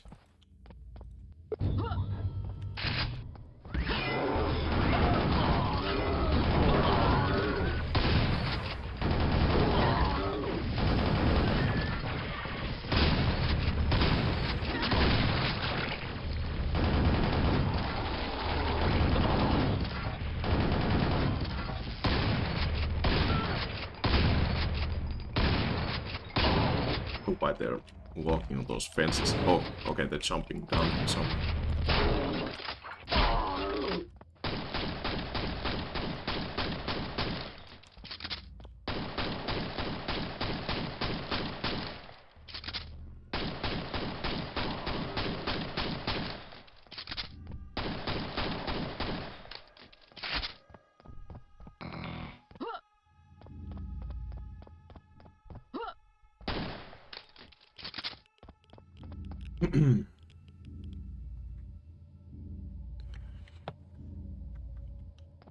Angled spreadsheets? Spreadsheets. What? What is that?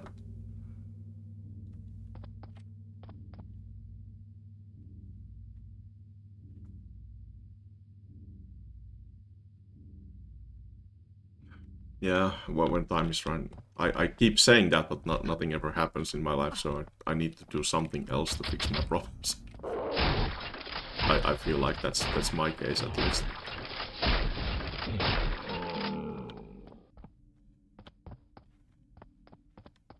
"16 direction sprite sheets."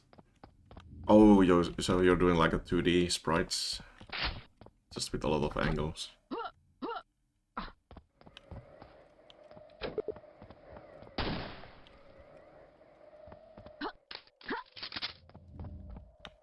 Faking 3D. So something like Proteus, maybe?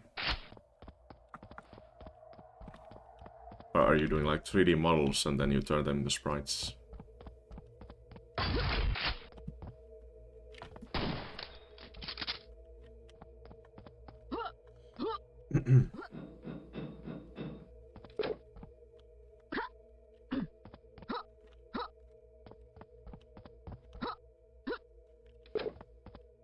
Real-time strategy? Cool.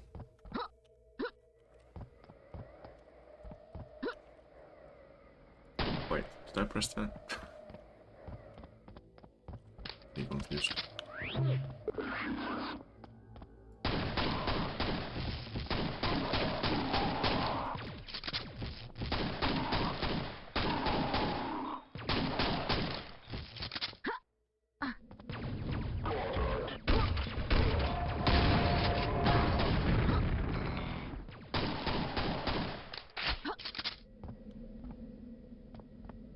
I like this giant rotating fan on the ceiling.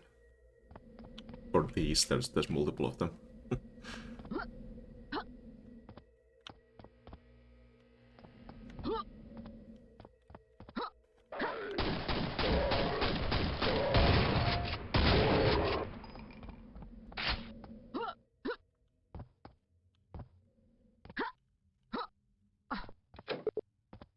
One more to go. And it's all the way on the other side.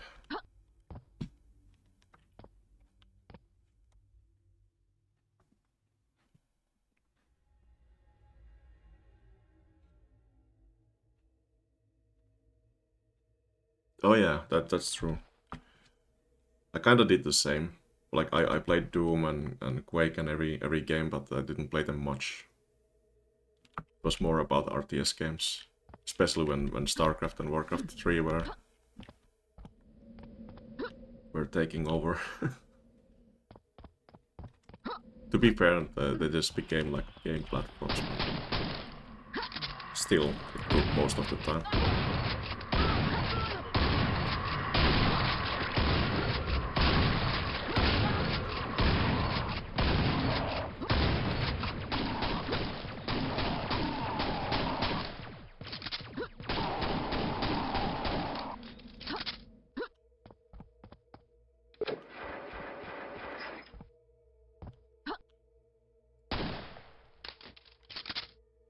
Yeah, way too specific, I guess.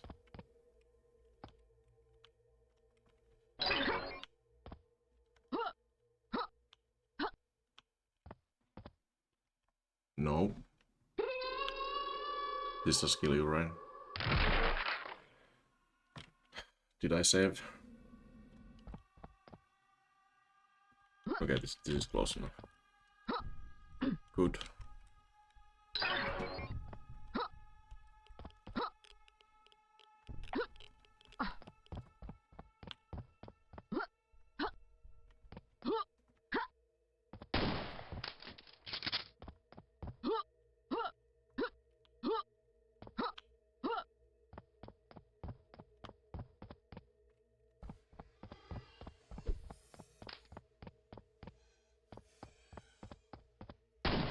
that the secret?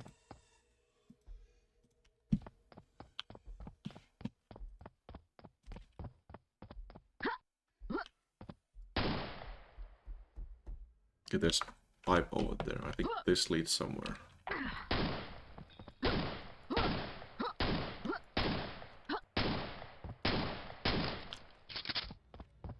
Nope, it doesn't.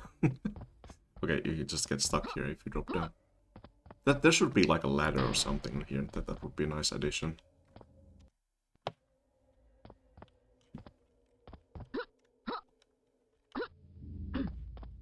I believe that there was still a secret on this side.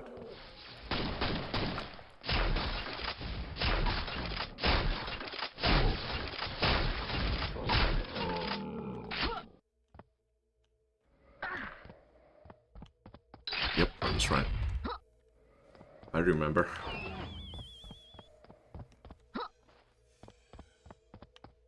Oh no, I think there was a button up there as well that I needed to shoot.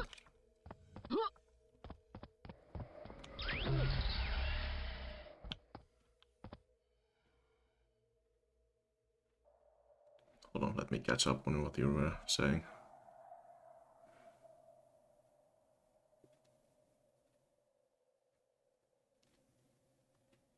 You're out of weird ideas.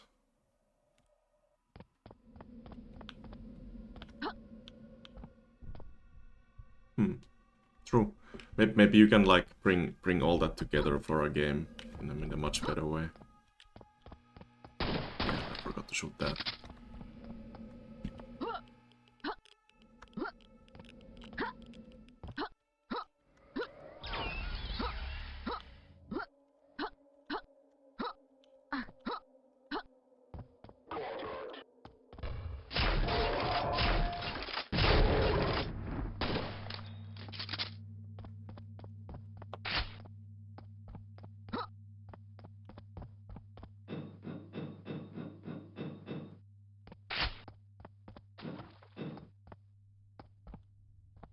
Oh yeah, these bent pipes as well. These are cool.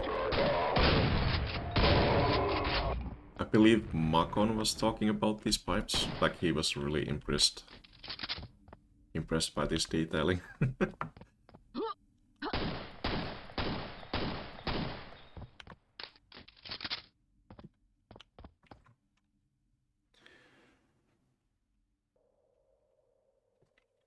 Yeah, you definitely should bring up your ideas for a game, for FPS games that you've been doing. I think you would do really nice with that.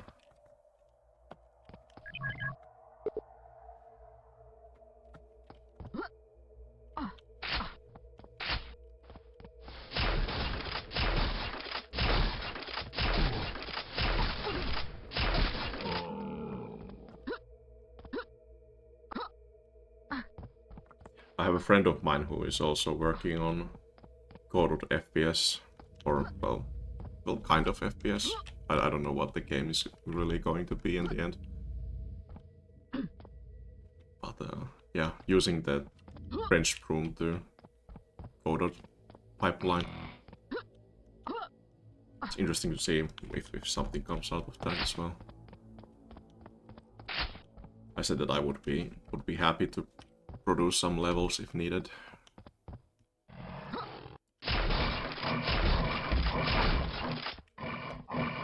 As long as I can use trench broom, I can do stuff. That's kind of my limitation.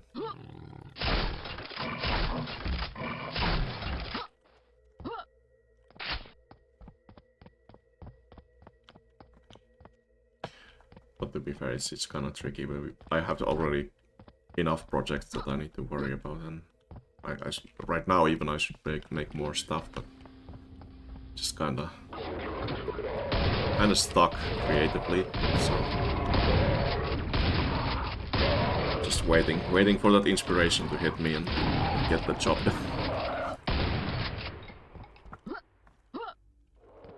Hello, Mr. Sham.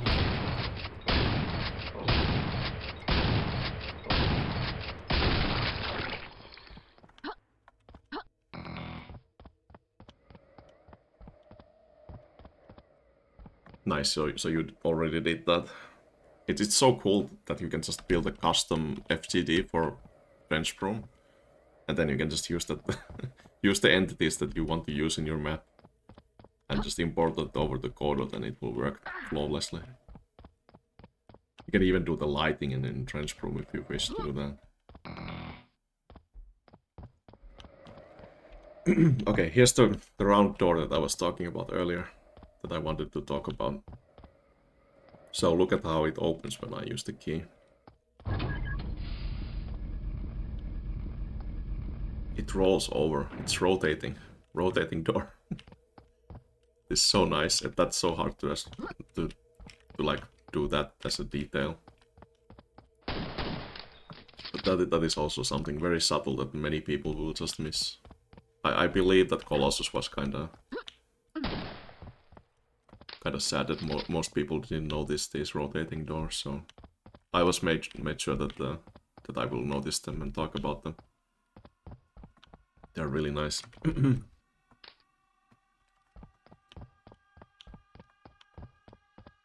believe there was one button here. Better not miss it.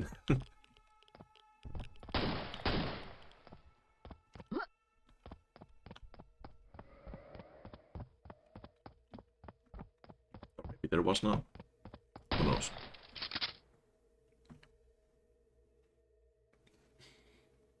Skip and clip. Yeah.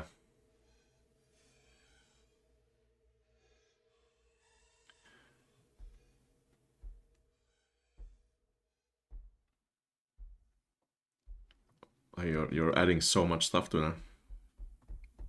I guess you want to keep it more like Quake anyways. But you're just building it on Godot.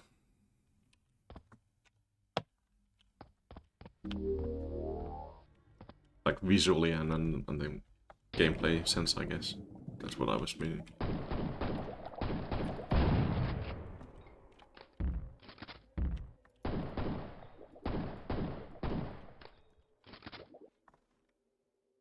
Sorry, not the gameplay, but the style.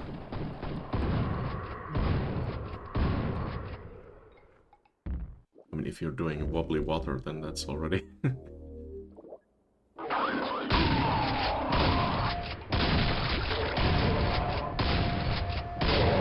going in that direction.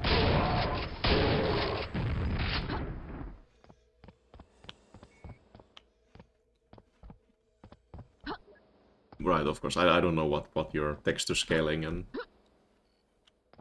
the world scale and everything is, of course.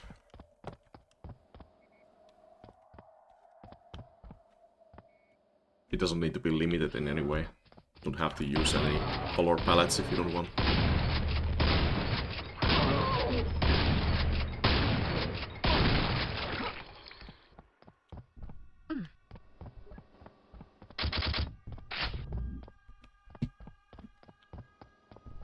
Another room with cool pipes.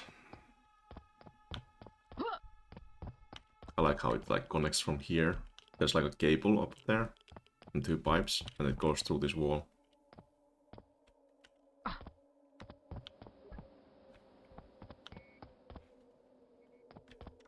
It's very neat.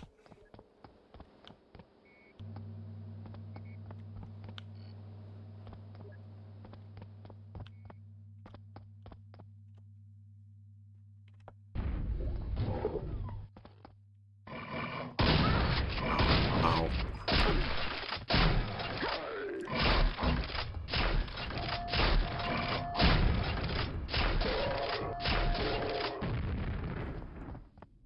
And here we have a massive spiral staircase in a round room, multiple floors.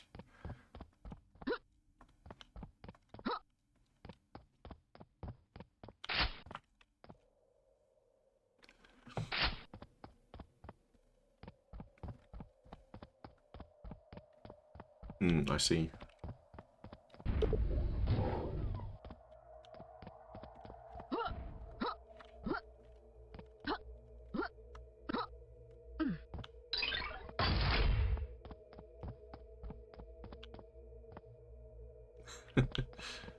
Well, to be fair, you kind of need to at least have some kind of power on your PC or laptop if you use Gordon.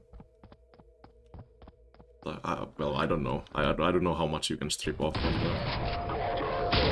from the engine to make sure it works. Okay, another death.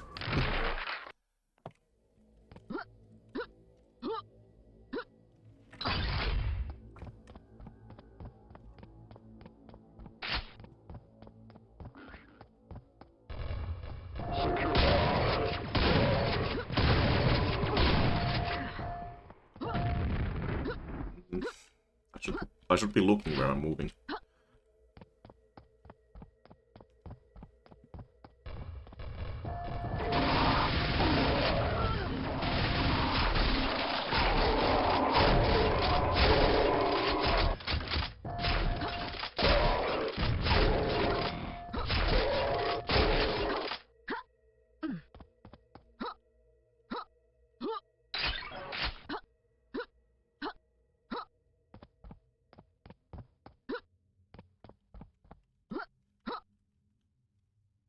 Nice jump. That's why I quick saved. I knew that I will fail it.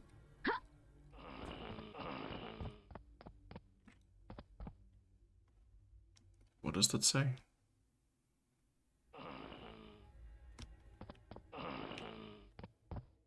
Can't really say.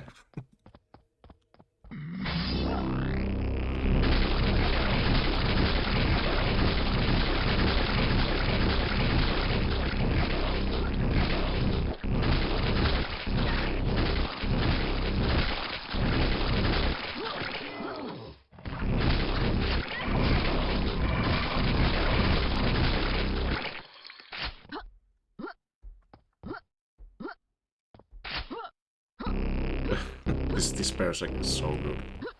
Always feels great when you get to use it against a horde of enemies.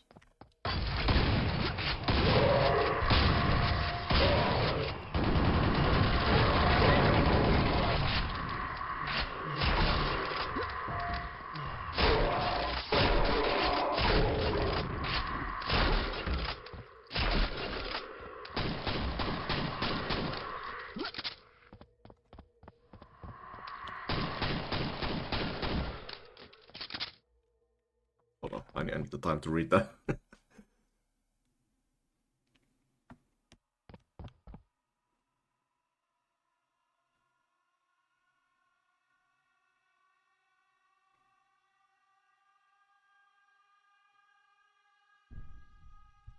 90-degree angle something.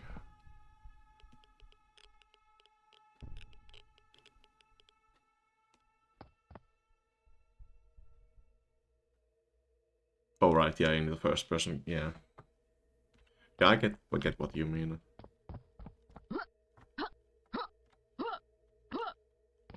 It's completely different to play FPS game than in the first person as the third person game. Even if it's like similar game, it's a completely different feel to it.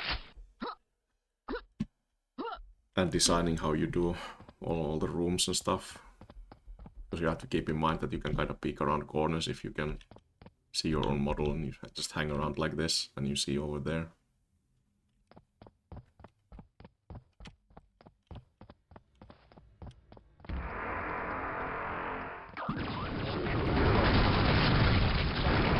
It's nice to do, like,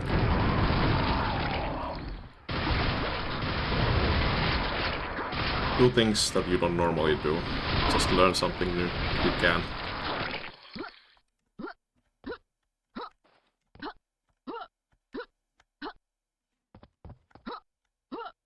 That's the sad part, I can't really learn anything new anymore. It feels like I was just so much more, I was so much more interested in learning new things when I was younger.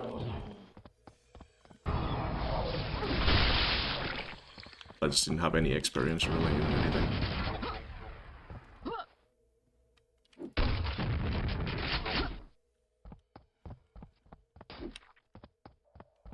I'm pretty sure I missed a lot of buttons here. Somewhere. I don't remember where they are.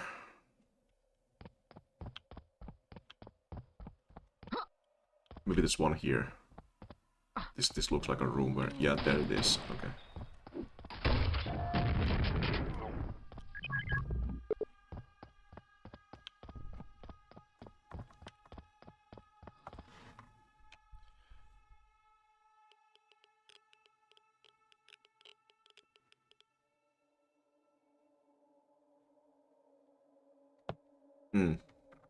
Yeah, that happens in RTS games.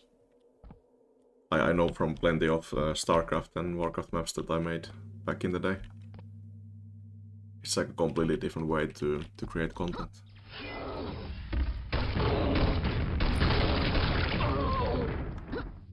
Same kind of goes for the Heroes of Might and Magic series as well.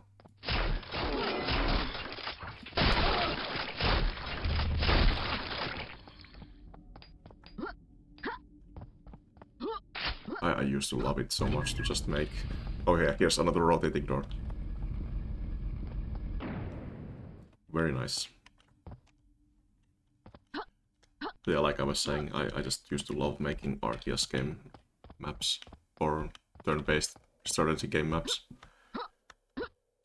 It was just something that I was really passionate about when I was young.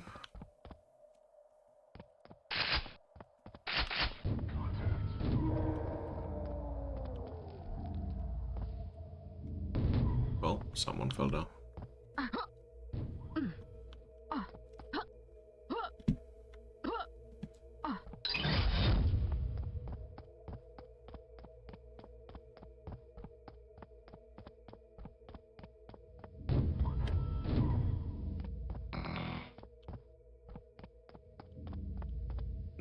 Okay, yeah. I get that.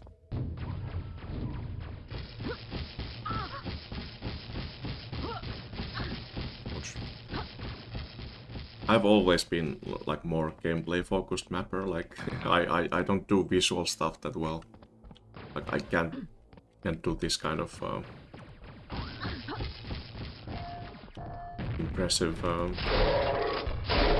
color theory type of stuff.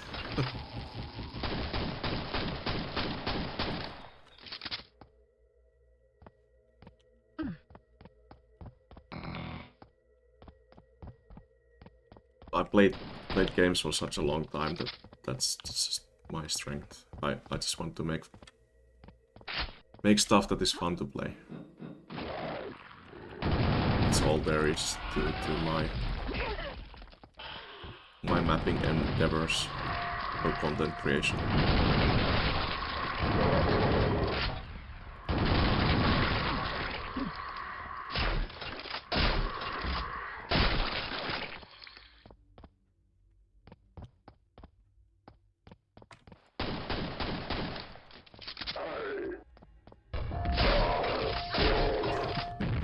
Yeah, you kind of feel like, you know, I should be doing this. It kind of gives you like this kind of weird imposter syndrome, even if you don't really want to focus on visual stuff that much. It's like, why am I even mapping if I can't do this? What if it looks like this, why am I doing this? Then you remember like, okay, yeah, I just want to make fun stuff to play, not visual showcases, really.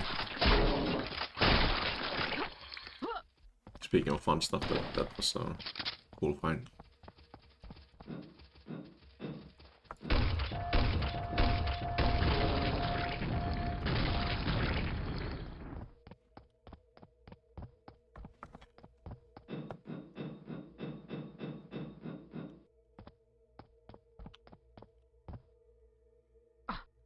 Yeah, exactly. Well, to be fair, visuals can also be very engaging. Like, you want your game to be engaging, right?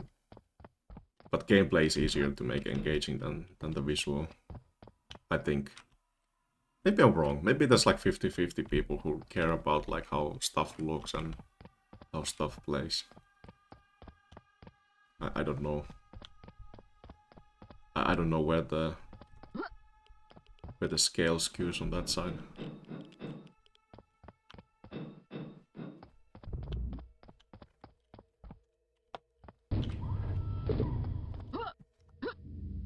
Oh yeah, here's the... if we can go all the way back to the earliest thing that I mentioned when I started playing. All of these like brutalism maps,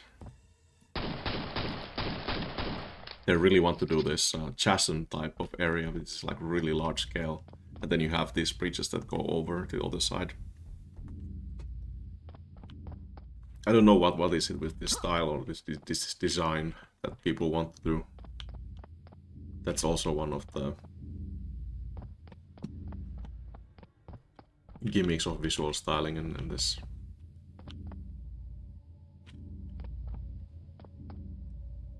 Kind of feeling that we just started talking about the visual stuff in maps.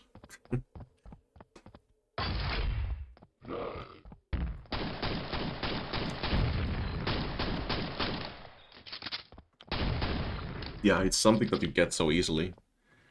And the cool thing about the visuals is that it doesn't really challenge the player in any way. It just provides the experience right there. But if I make something that is super hard gameplay-wise, there's going to be people who absolutely hate it.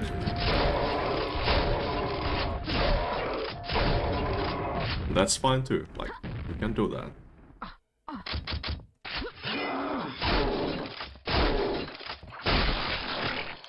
Nice triple hits there.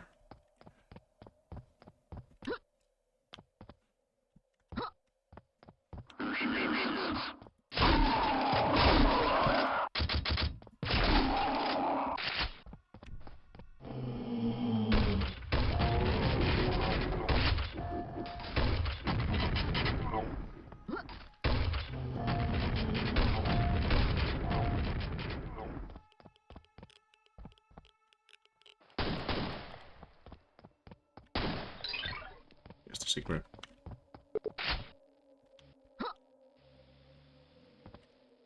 Oh, he's too tired. Tired to fight. Sleeping with his pistol.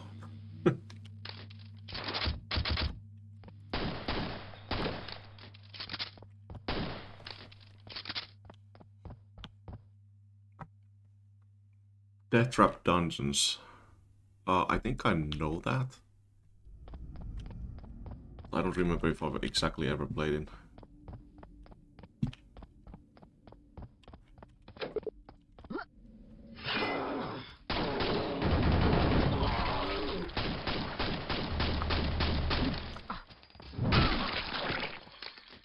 It's definitely one of those games that I've heard many times over the years, but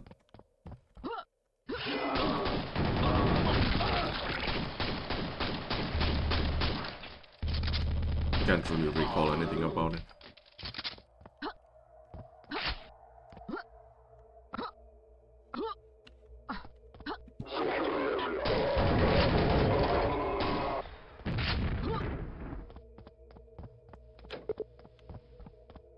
More to go.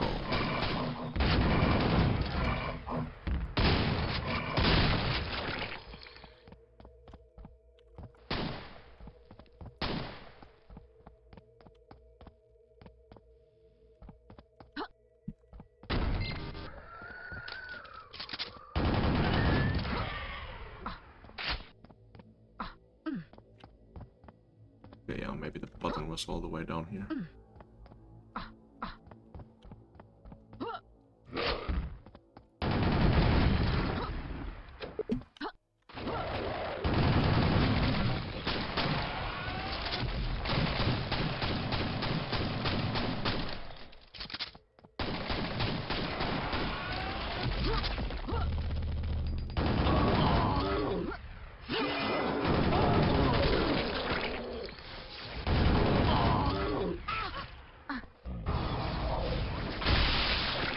Ah, they got the lightning as well. Eat that, Shampler.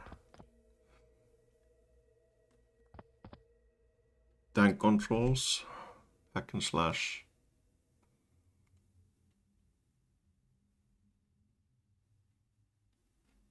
Bit later than Tomb Raider.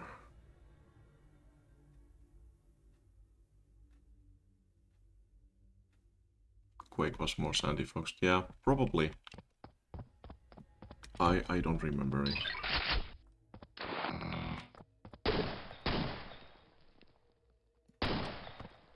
Wait, what was that message? Under the stairwell by Seymour Butts, okay. Hey, I almost got all the buttons. Don't think I'm missing anything crucial.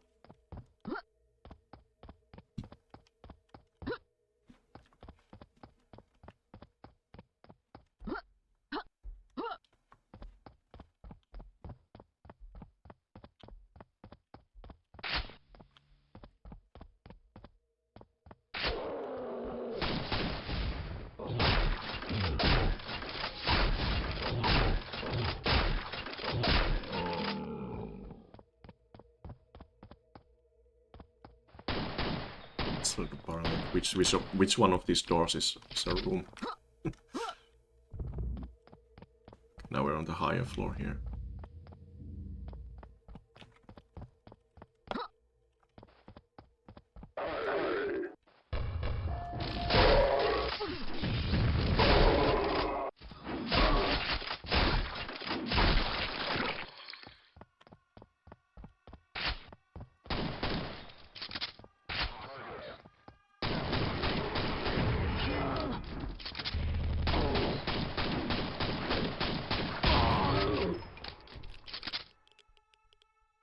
Hold on, let me read again. It's funny how we're having this chat.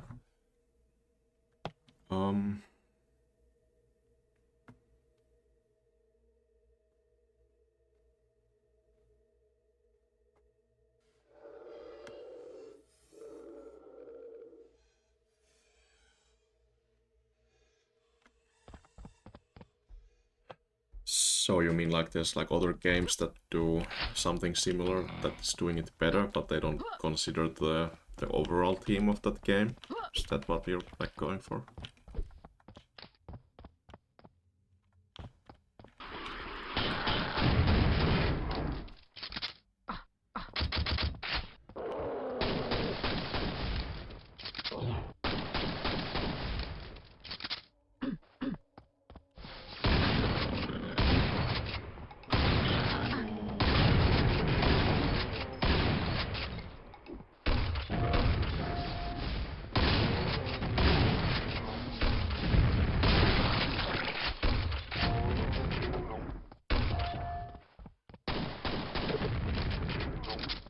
Okay, that was the last button.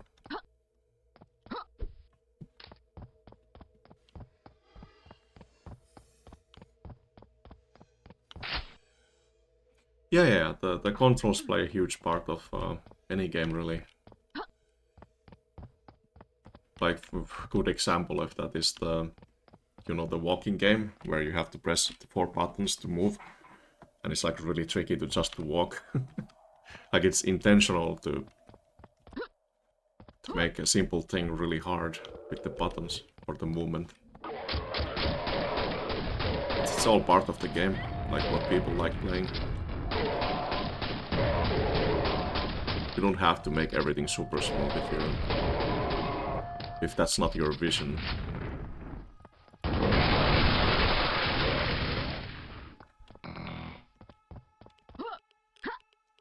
Yeah, exactly. It's stressful and it's meant to be like that.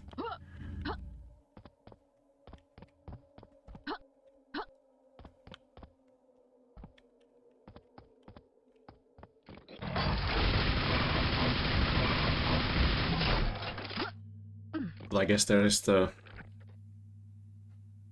kind of overall vibe. If your game is in certain way, people expect it to work in a similar way as well. But then if you like deviate from that, then it can be a bit questionable if the choice is intentional or if it's like bad design. Like, you know, people will always say that. Can't really escape it.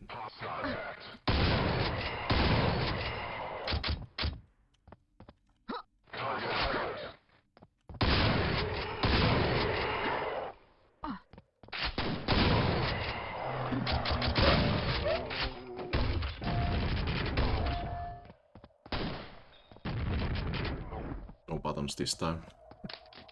Well, we already had them up, so... It's fine.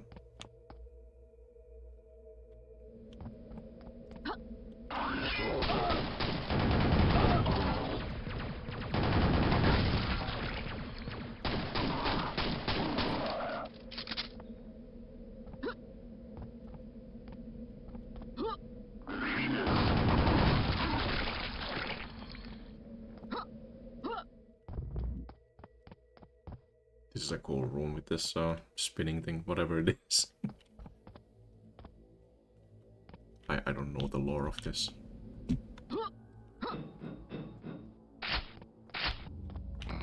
Oh boy, now we have the cool arena fights. Wait, wasn't this statue supposed to be replaced? Am I running a wrong version of this again? Oh boy.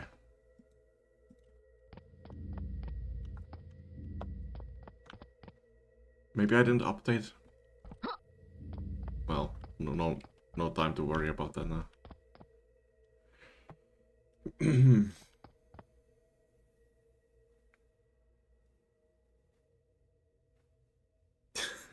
Yeah, that's a good idea, new house. That's a perfect use case for that control style.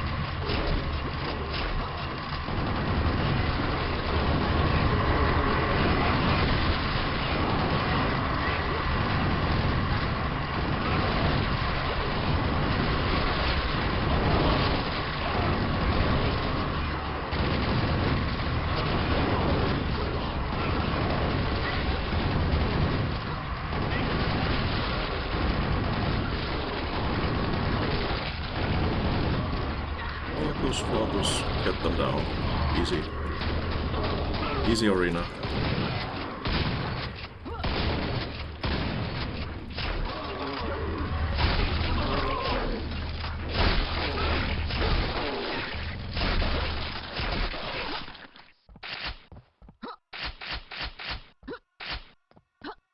Cool.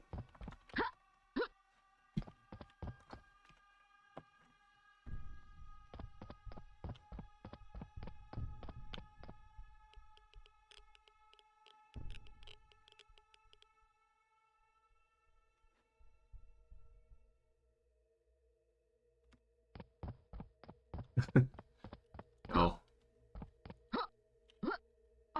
Yeah, but the main thing is, even if you do something that is so slow, you just have to make sure that it's engaging. Like, it's interesting and it's fun to do. And not just be, like, super slow for being slow. Just make sure it makes sense.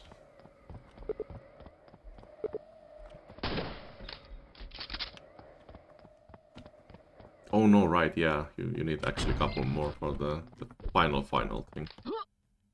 I don't remember where these are. That's fine, we can still do the main arena.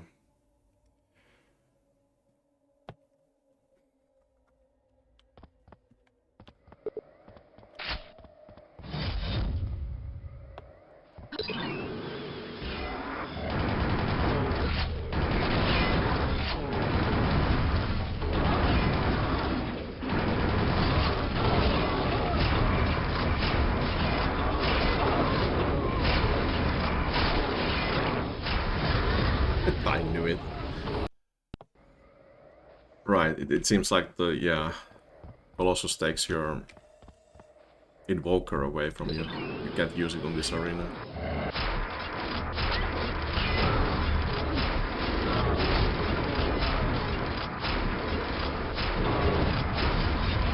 It's kind of bad because dodging these fireballs is not fun.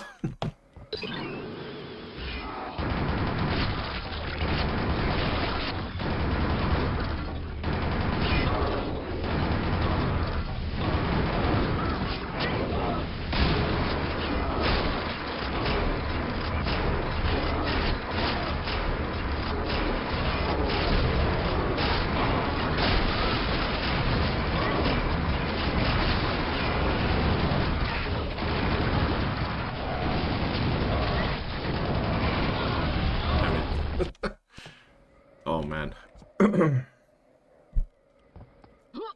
Yeah, even those are remodeled. Just because, you know, we have the standalone version that you can just get without any original Quake files.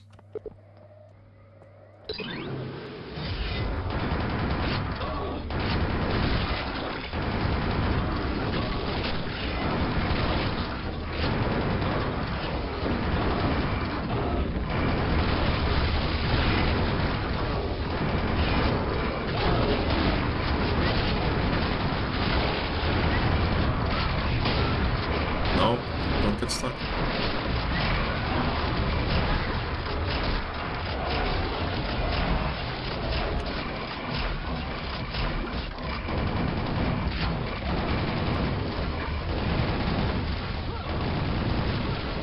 Please just fall down. Good.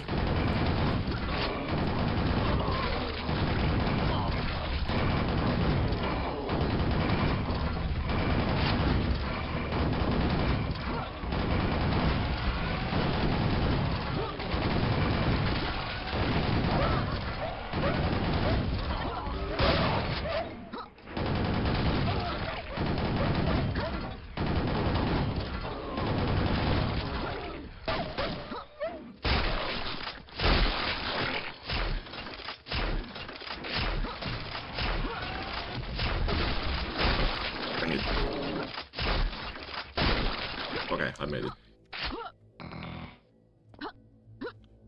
That arena is kind of tough. Just really want to use the quad to get rid of those cotons on the side. Chain gun missile launcher next. Yeah, what would they think of next? Maybe the shotgun chain gun missile launcher, like it suits a volley of rockets in a rapid fire sense. And then we have the ultimate power.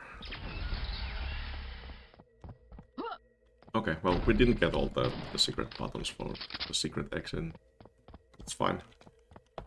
We can just showcase the normal ending here. If someone wants to go hunting for the buttons, they can find what the real ending is.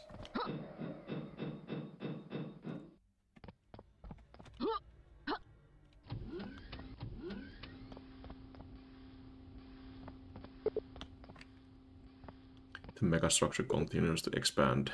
Darkness swallows you whole.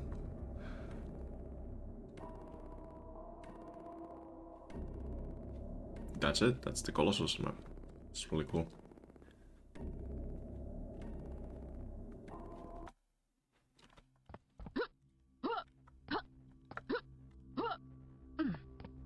Okay, how I'm doing time-wise. Yeah, still could go for a while.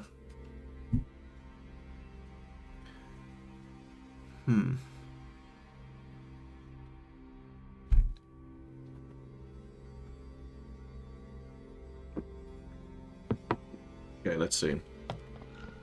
What do we play next?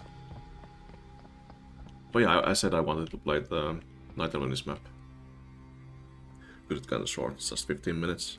And it's cool looking, so definitely deserves to be showcased.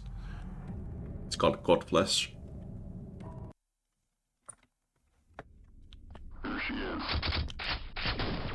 Wow. Falling down immediately.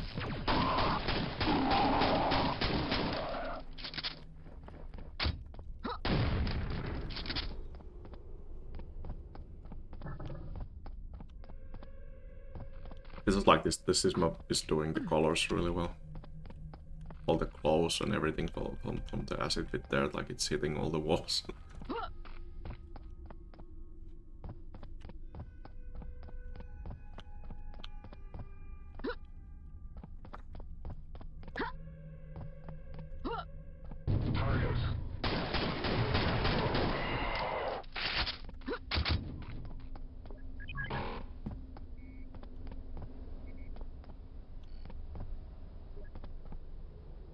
kind of had like almost similar doors. This kind of trim. I had like little thicker trims.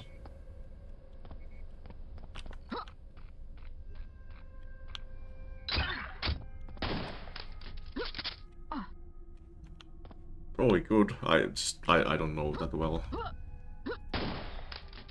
I don't remember exactly.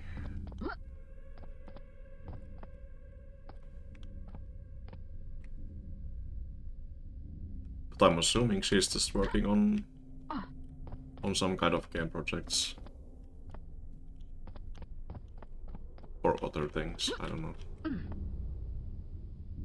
Wait, no. There was a model, like... It was like a Doom 2 shotgun she made. Recently, at least. I need to hit that other button from this side, the side. Which I did not do. I'll get there soon.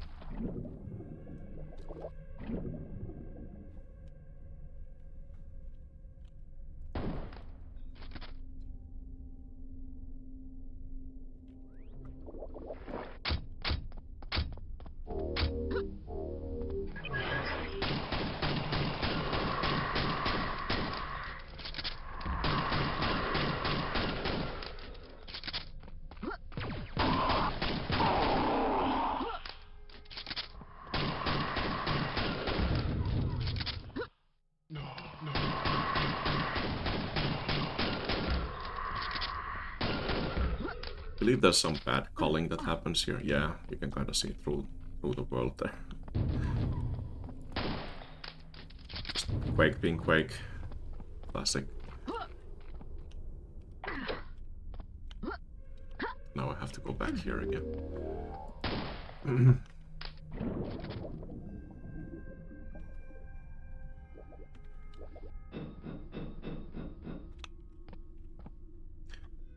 Oh yeah, the Gravelord.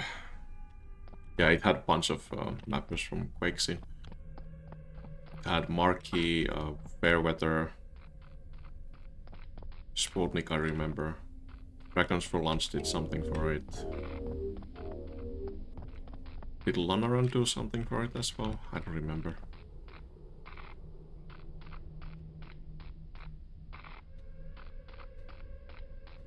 Yeah, he did. Yeah, Lunaran did as well. Maybe I got them all. Maybe I forgot someone, but that's the gist of it. Most of the mappers that I remember. It was a cool game to speedrun as well. There was some fun little tricks.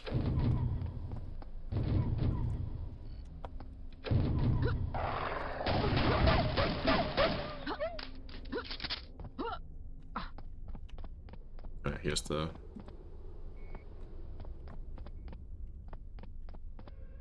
crucifixion.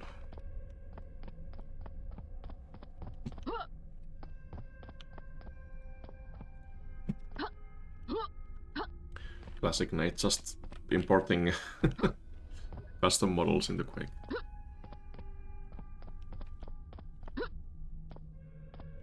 Except this is all brushwork, but it's still like imported over from Blender or something.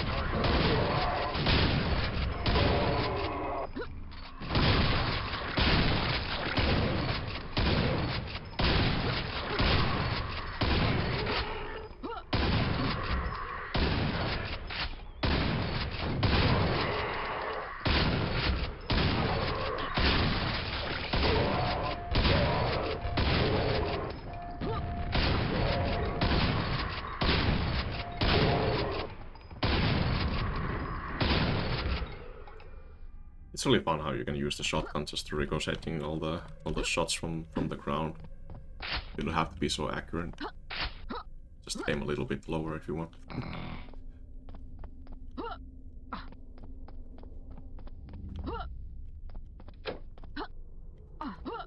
Okay, one more.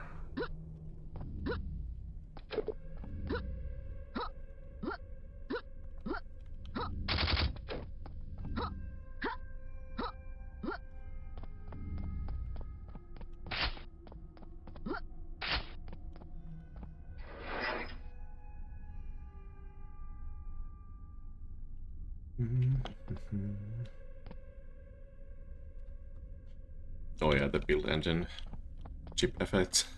Effects. Yeah.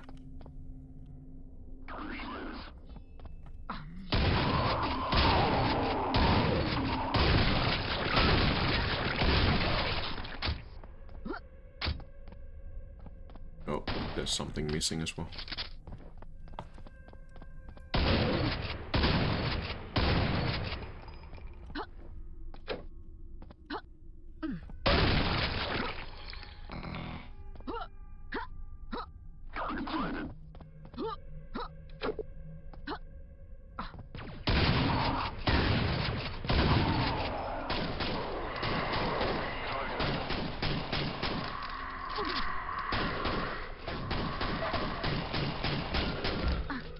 To be fair, I just missed the build engine weapons. Like weapons being more than just weapons, like they're tools. I feel like that's always more fun than just having regular hit scan or projectile weapons. Like they do something special, like that's always fun to see.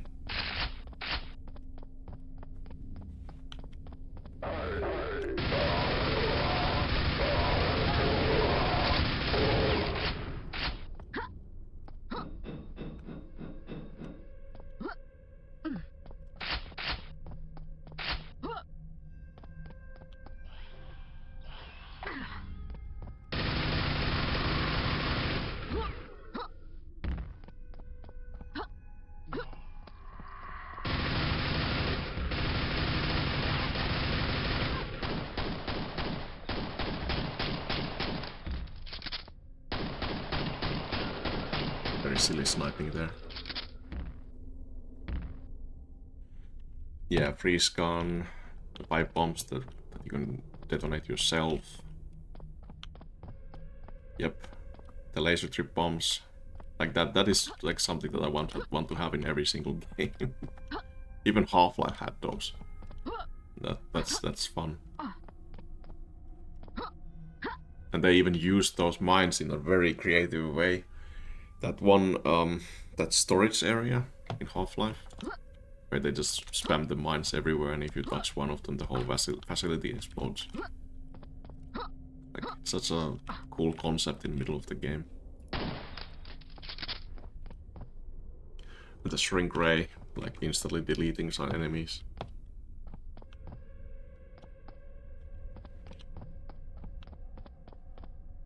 Yeah, and then you had like the inventory system with all the items, like there's so much stuff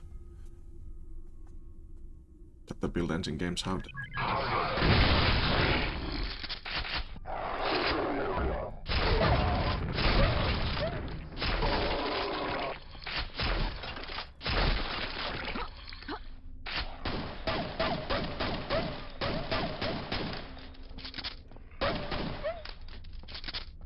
I guess that the stuff kind of carried over from Hexen, I guess. That's probably where it all came from. Or Heretic, like that lineage. Hey, we have this cool item system, so we're just gonna import it to every single PS game.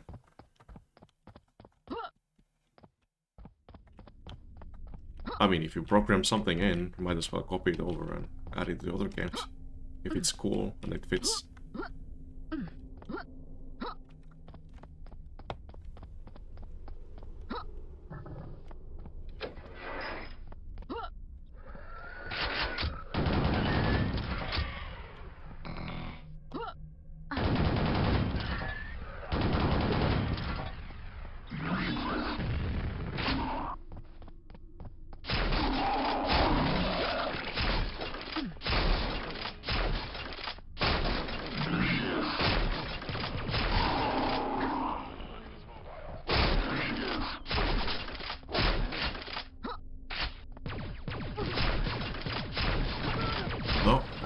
so bad.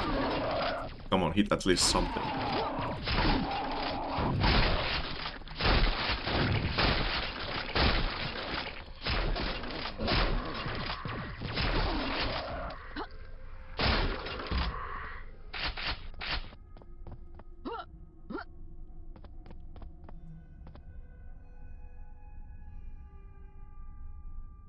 RTS Frost Lords.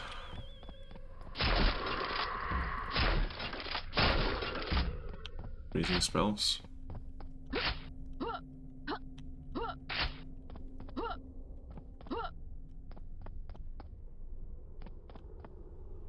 Oh, cool. That's also interesting. I also like the terrain changes that the units can do in RTS games. It's also something I've always been fond of seeing.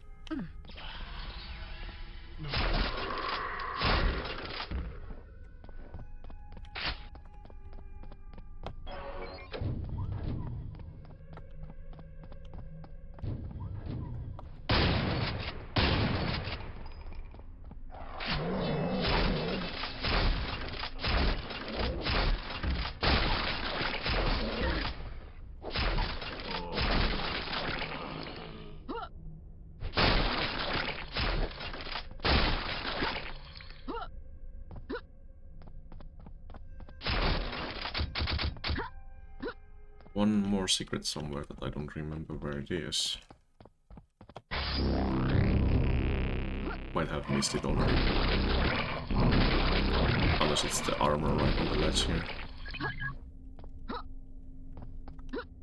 Okay, it is. Never mind. Just gonna go here and get some cursor hits in.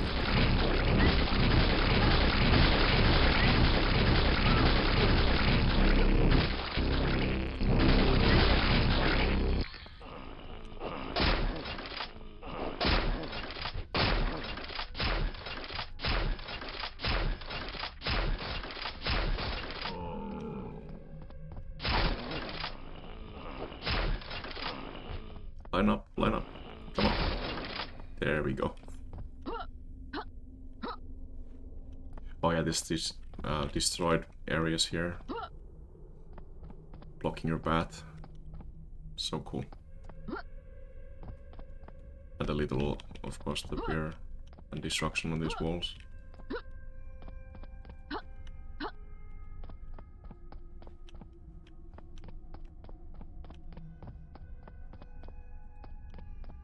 And the flames. Those flames are very, very similar that you see in the build engine games.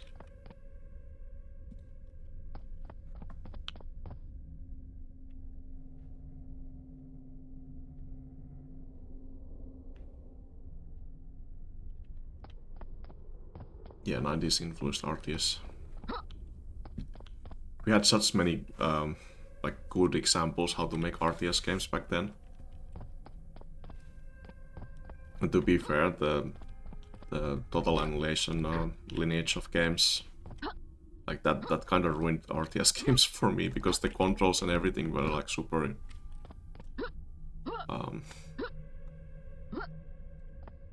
don't know how to explain, like super something. Like simple to use, like you didn't have to worry about too much in that RTS game. It's always felt like really great for me. But I also loved like StarCraft and Warcraft as well, for different reasons. But yeah, we had so many cool like archetypes for RTS games back then. Super good times.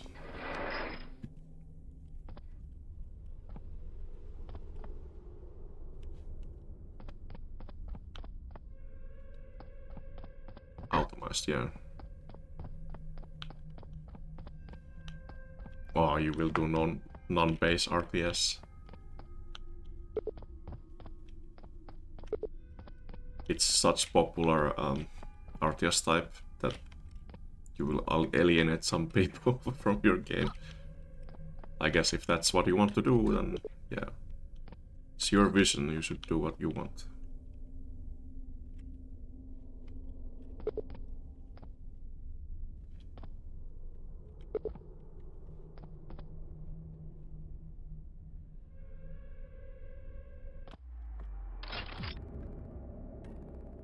Here we go, that's the nice map. It's very cool.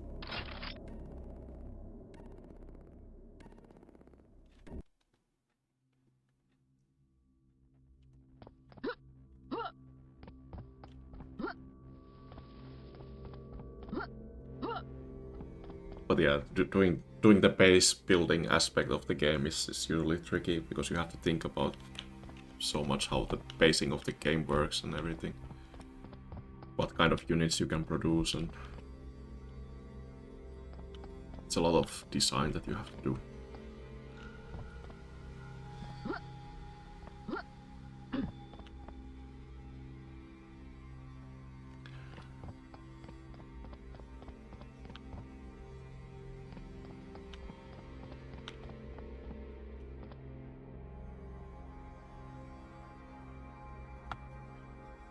Base-focused RTS games has eliminated tons of possible fans.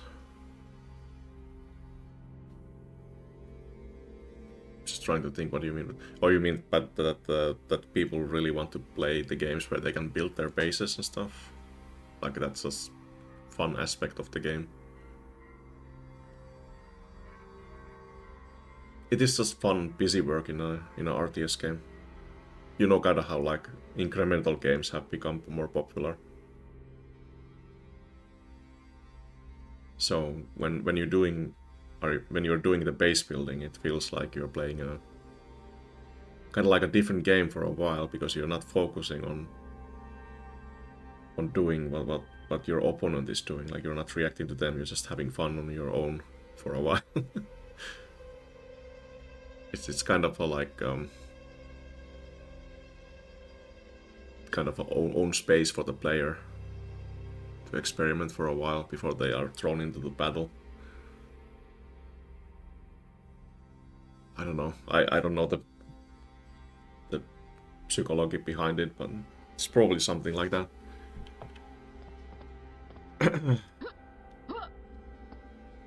Okay, I've been almost going for 3 hours now. Starting to get a bit tired. I started so late. It is annoying. Guess I can still play like 2 more maps or something.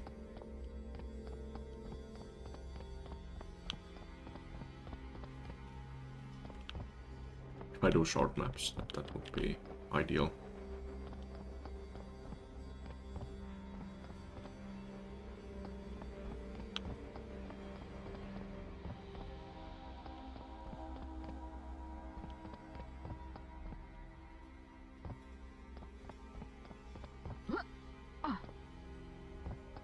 Oh yeah, and we have the new faces maps as well. I didn't go over these. I should play most of these as well. They deserve to be showcased.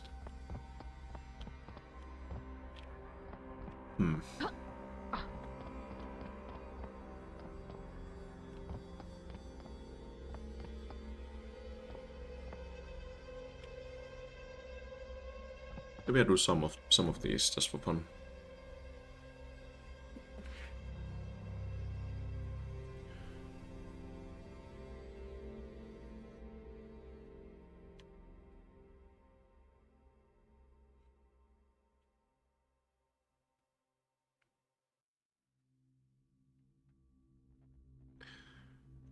Yeah, I can see those points as well. Like it's more busy work that you have to worry about. But if the game is all about just the units, then it's kind of simple. And kind of deviates to being something else. Like you know how the MOBA games became, right? Of course you know. You're just playing as like one hero and you're just micromanaging that. It's kind of like playing with the army only. Well, to be fair, the items that you buy in those games, it's kind of like the base building. You're just making yourself stronger in different ways. I don't know. It's hard to think about it.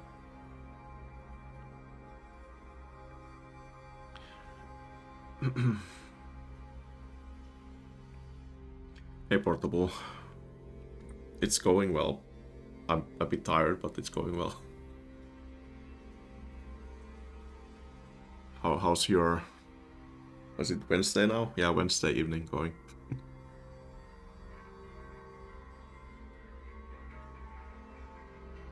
Simple doesn't mean easy. Yeah, of course not.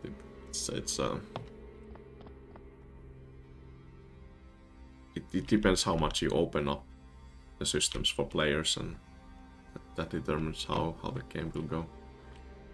Okay, I'll do some of these now. I'll start playing the new Faces maps. Blood and Concrete by Guroji. Average playtime 8 minutes.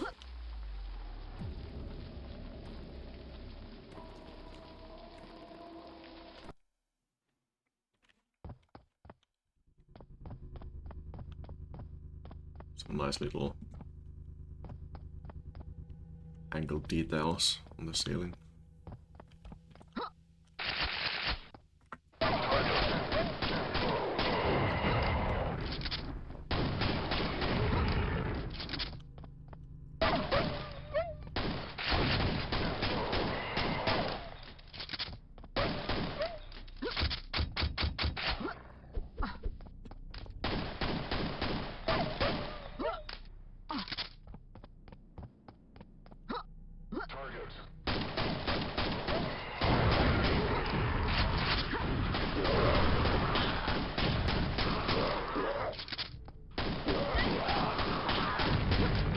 I feel like we're having a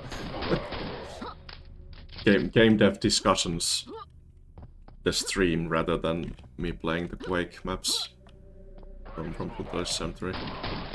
That's fine. I don't mind if my focus derails a little bit.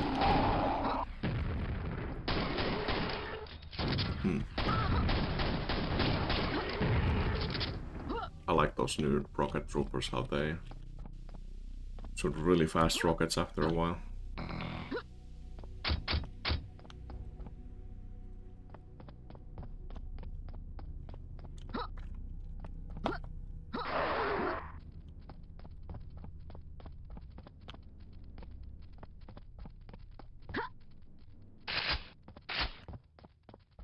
I think there was something down here, like this is optional area.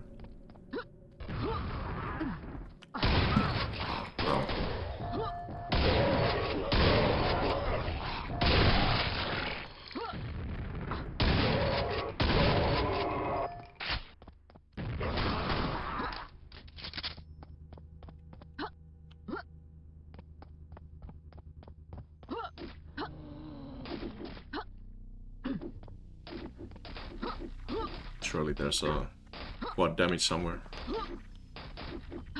Or a grenade launcher or something to kill the zombies.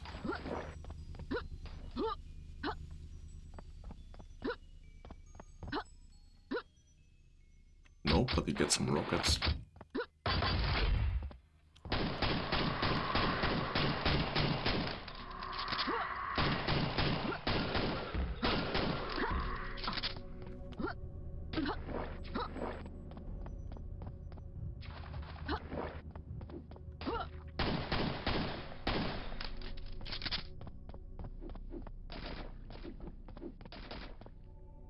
Ah, real-time tactics game. Yeah.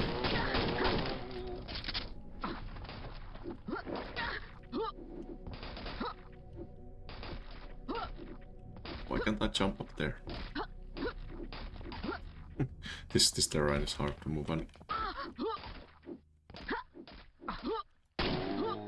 Okay, well, I can't really destroy those zombies without grenades.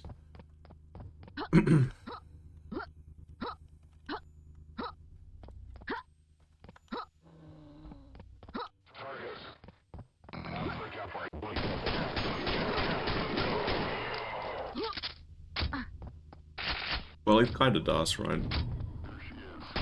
It's not turn-based, but it's real-time. But it's more like something like XCOM or stuff like that, but in real-time. I can't really think about good examples right now in my head. I know what you mean.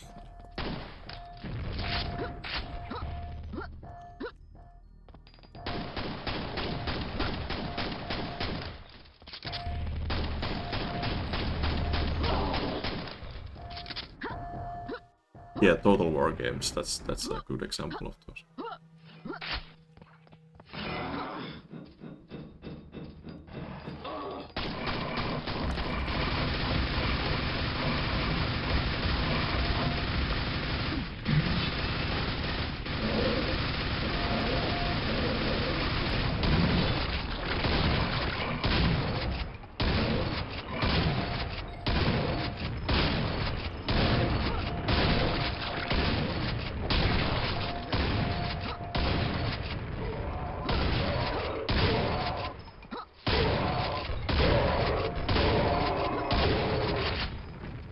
With the Fallen Lords? Never heard of that.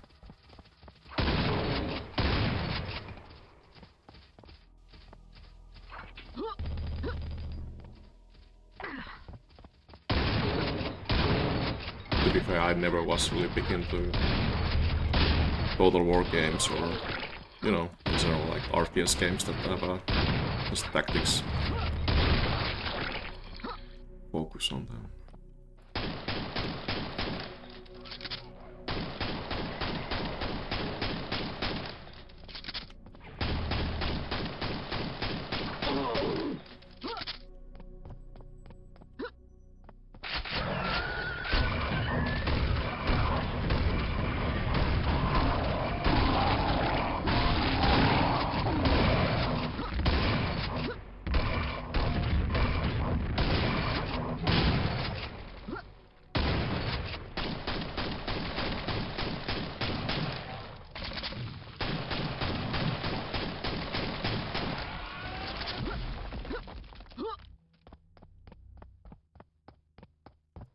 Well, now we can go blow up the zombies.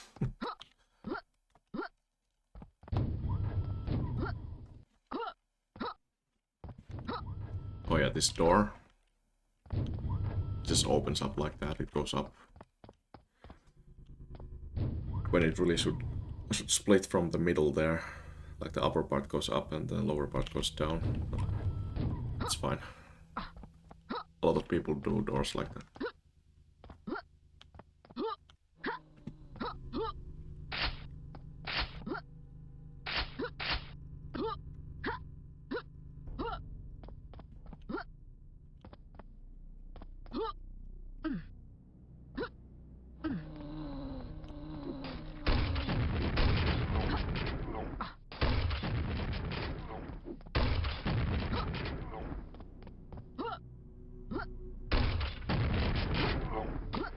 Did I leave anything here? Any goodies? Nope. Took it all.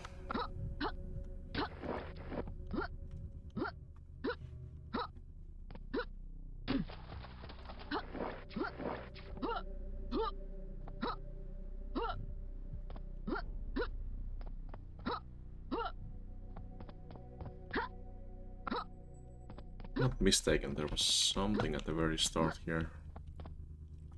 There's a secret over there. How do I get them?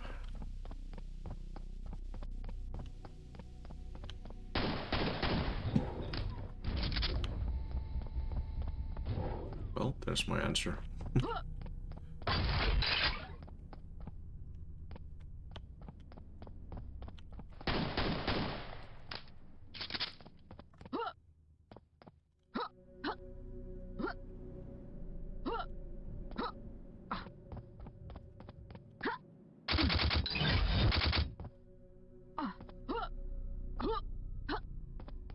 Well, I have almost maximum armor, but I have only 69 health, which is very nice. Except for the fact that if I take too much damage, then I will just die with a lot of armor left over.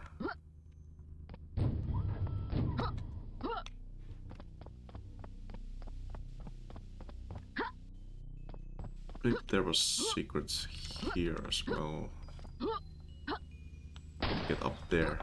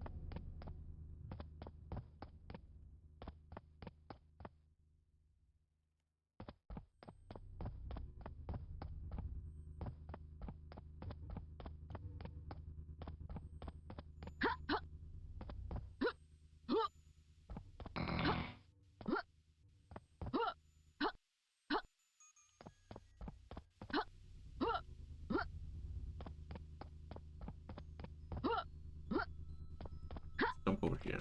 Yeah, that's it.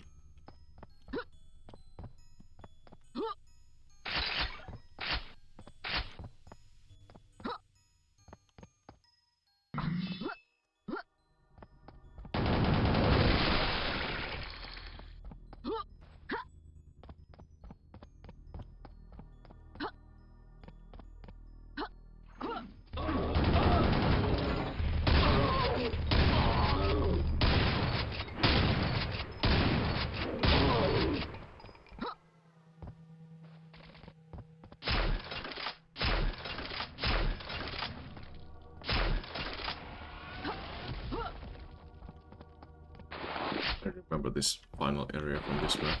I like the scaled up door.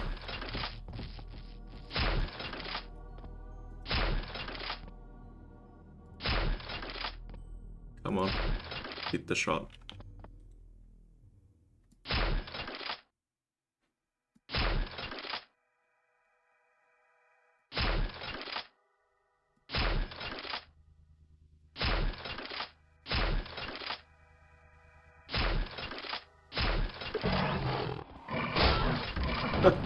Nice surprise.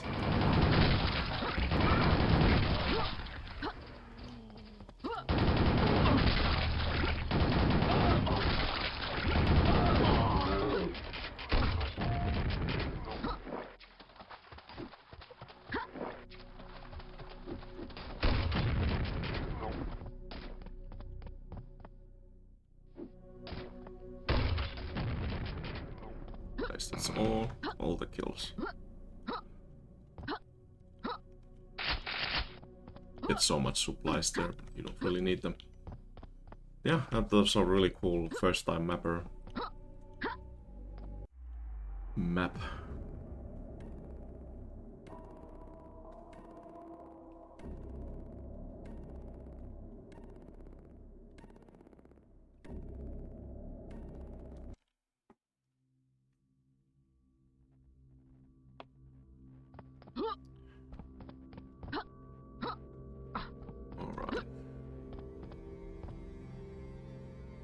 It's a bit over 3 hours, but I still think I can do a bit more.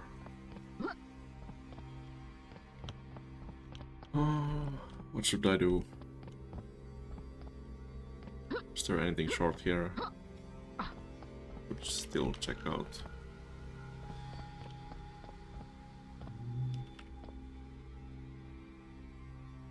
Sunken World. I don't remember this. Do I? Because I don't remember this, I'm gonna play this. Sunken World by Maze 47.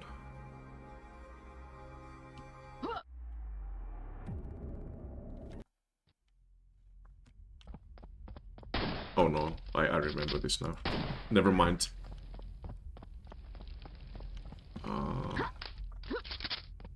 Yeah, this is an interesting experimental map.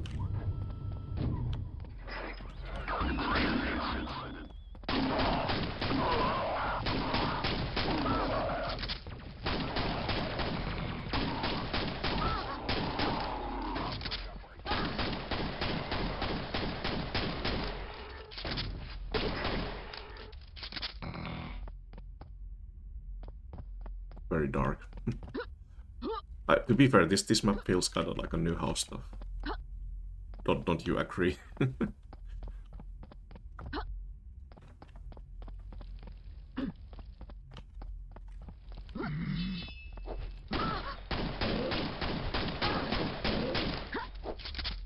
Well, I'm just very beginning at the level, but later on maybe we'll see more similarities in this.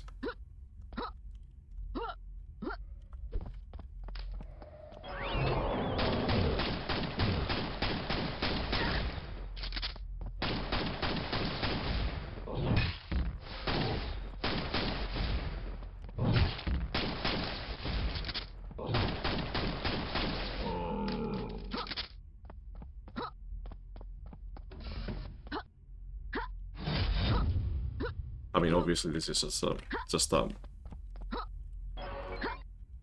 new mapper making their first map, but I'm just talking about the vibes.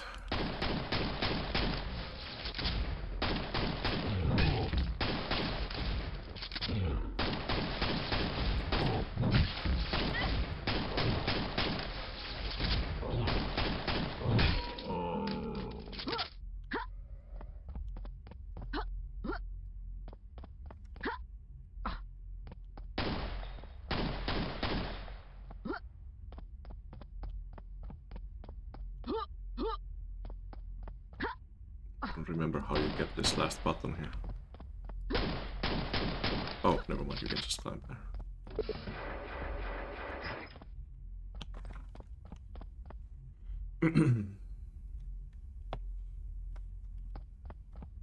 Looks like your first ever Quake. Jam 7. I should check your first map and see how it looks compared to the newer stuff that you've made over the years. Kinda interesting to see that. I believe I have not played the Jam 7. I don't even remember what was the key. High score?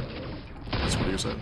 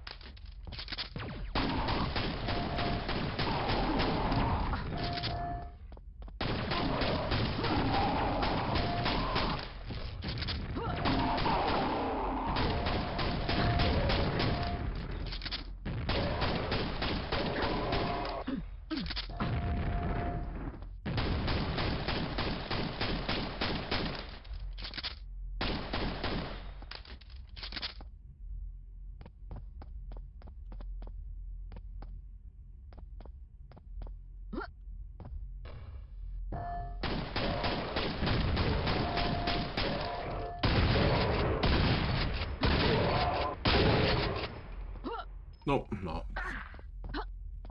Making terrible jumps.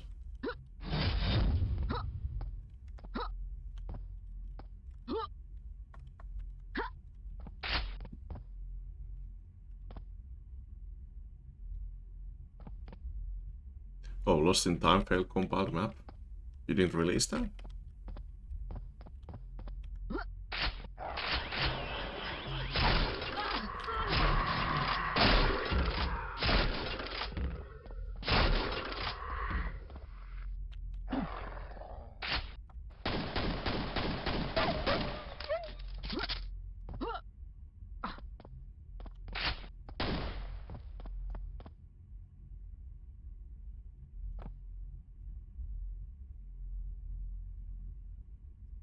Oh, you had extra brightness. I see.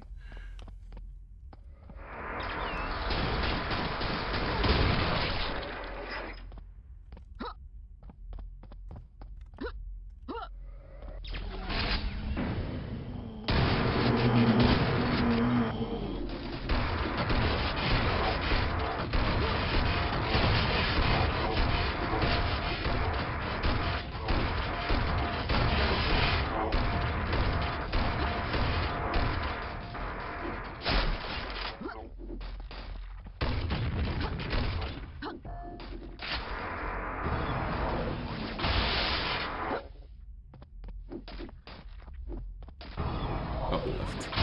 There we go.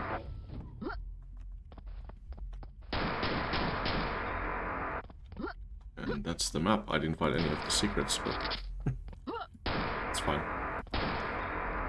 I like this little surprise at the very end where you have the zombies.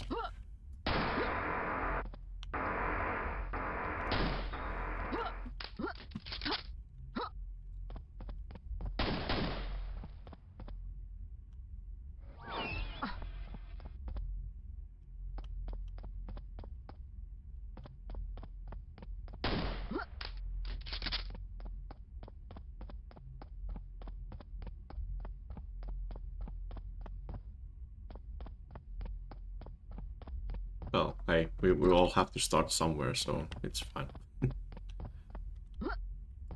We go up the trim sheet platform. The exit.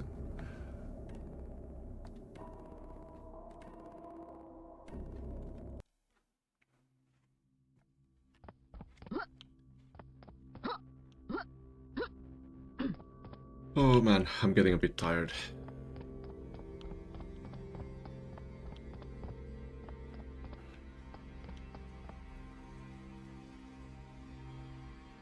Oh yeah, soft this map. The Tower of Sorrow. To be fair, this is kinda cool. I should show this off. Okay. I'll play this. This will be my last map for today. And then next time, when I come back to playing more, I'll do my own map on a stream. I'll try to be prepared for that. Actually, I'm not sure. If I'm feeling like it, then I'll probably play it tomorrow or recent. Or this week at least, maybe. But I never trust my word because I just can't keep up my words for my streaming schedules or anything like that. But I will do my best to play it as soon as possible. Yeah, thanks for hanging around. But yeah, I'd still play this map. I wanna cap it off by doing this. The Tower of Sorrow by Softy. It's a cool looking map. That's why I wanna do it. I was like ready to stop, but then I remembered how cool this map is. I just wanna showcase this.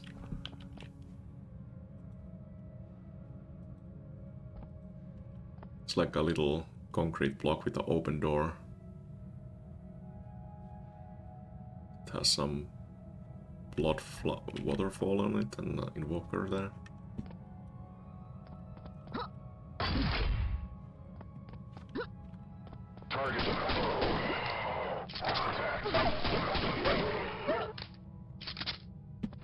The only silly thing about this map is that the gameplay is a bit repetitive. You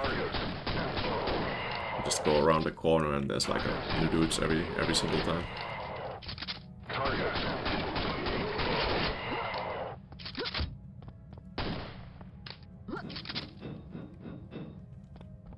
It's more apparent later on with different arenas.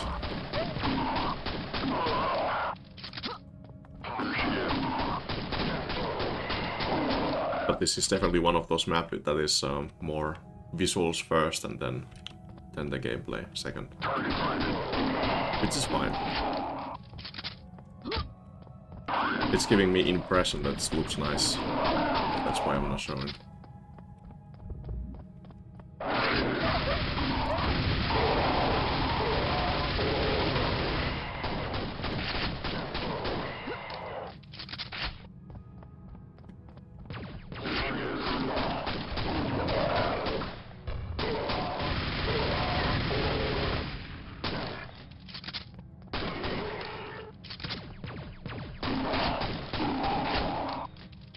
It tastes like honey. Yeah.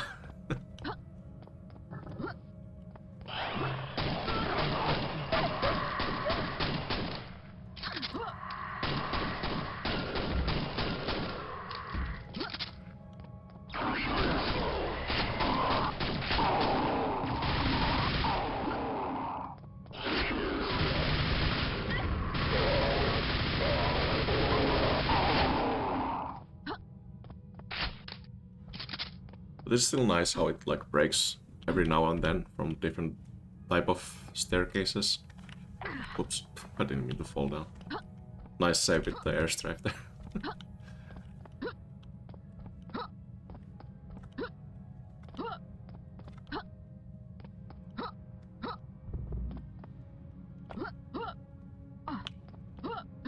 And also nice that you can use the ramps from the sides to jump if you want.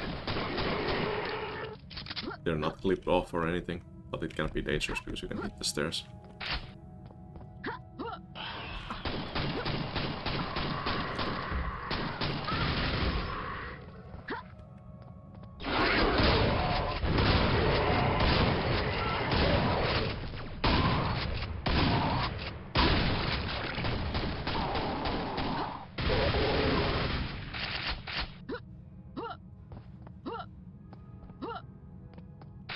I like these little bends as well on these support pillars.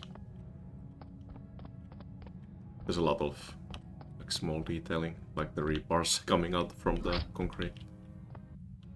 Using a little custom brushwork there instead of using the textures.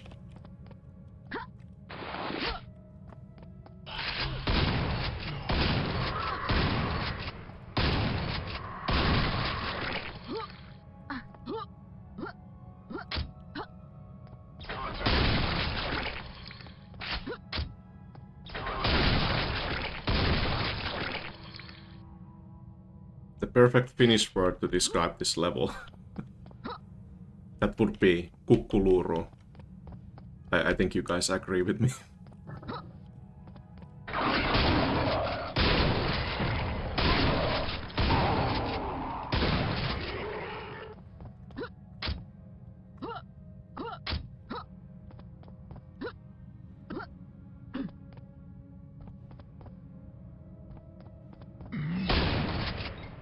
What is behind the corner number 2? 2 dudes. What about the third one? Oh, just a jump.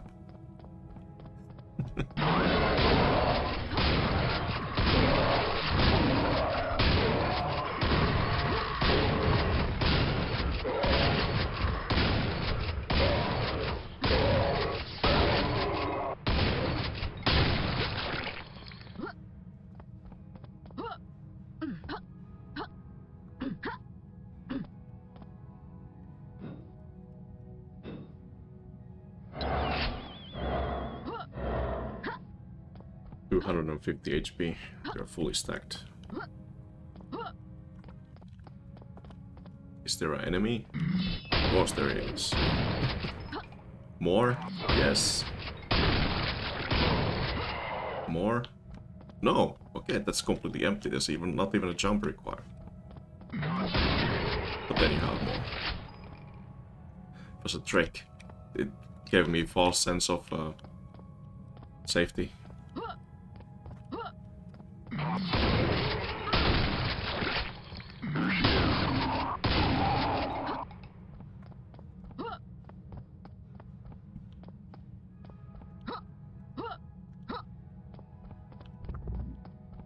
And this setup happens every time you get a new weapon. It's like you come to this flat ground like this. You get the weapon and then you fight.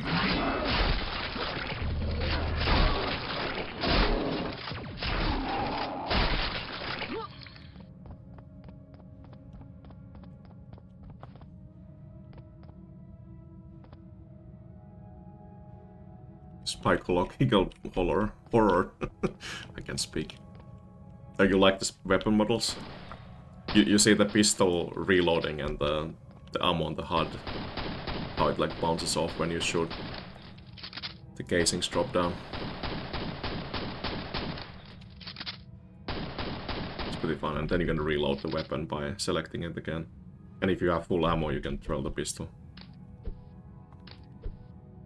by switching to it. Got the shotgun. Yeah, the pump action and the shell casing ejection. Oh yeah, and the shell ammo is taped on the right side of the gun, which is nice. Or it's on a holder or whatever it is that is holding it. Then you have your regular nail guns. It's not a single nail gun, it's just two not railguns, nail guns. Which are like the construction worker nail guns. Like proper ones. And then of course we have the reball launcher, this is my favorite.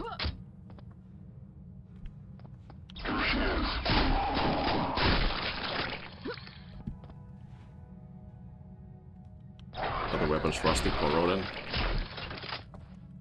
I guess they are. Like there's like some wear on them. It's not like the cleanest weapon ever. Especially the pistol.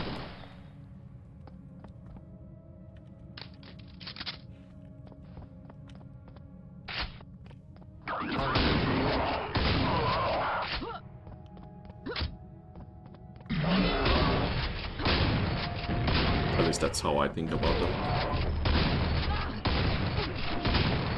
Oh, I'm taking so much damage. Not the best fight.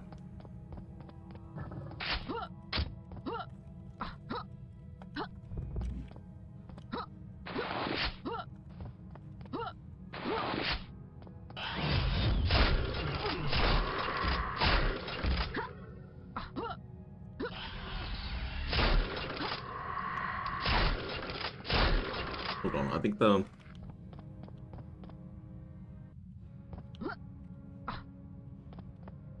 Where was the... Is it that one? That has the invoker?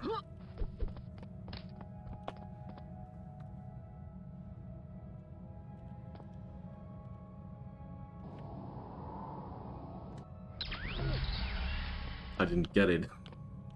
Otherwise good. Come on. There we go. You only get one ammo for it though, so better use it sparingly.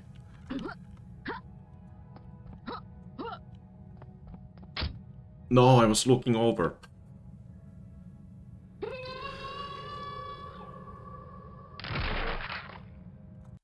Where did it save me? Didn't get the weapon yet.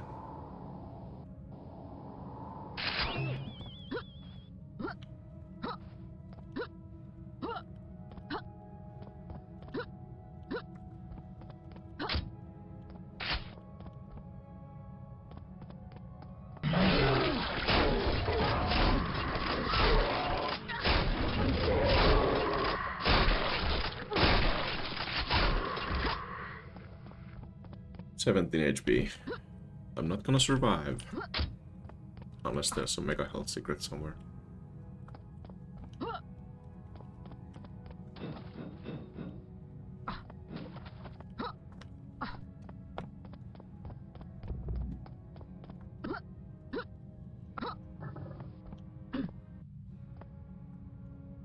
I don't think this is a secret.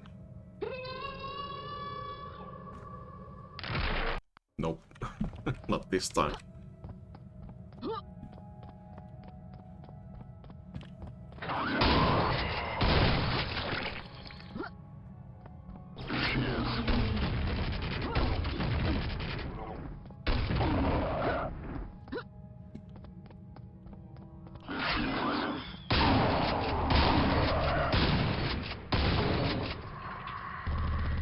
Come on, in fight. You're being hit by the servitor. Come on. Okay, they turn on.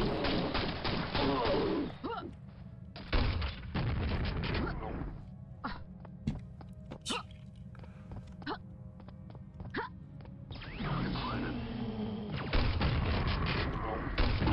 Still about 50 enemies to go. This map is very vertical. Been climbing up so long already.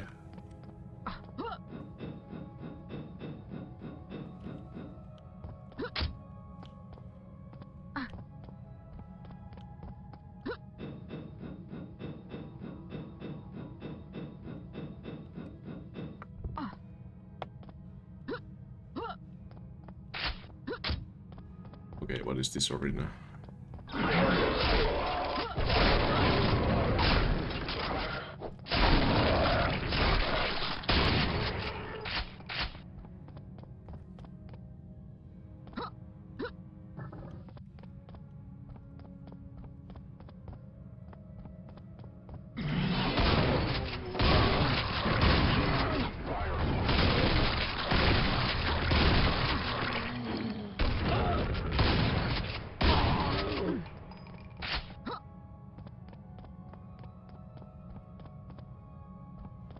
Like the faint background music as well. Really fits this epic climb that we're doing.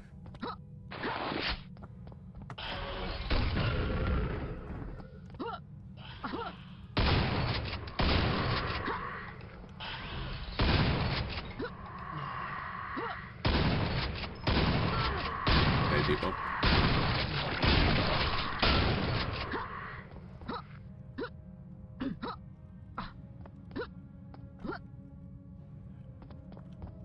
Yeah, it gets a little samey after a while, but it's still really impressive work. Visually, like it's constructed well.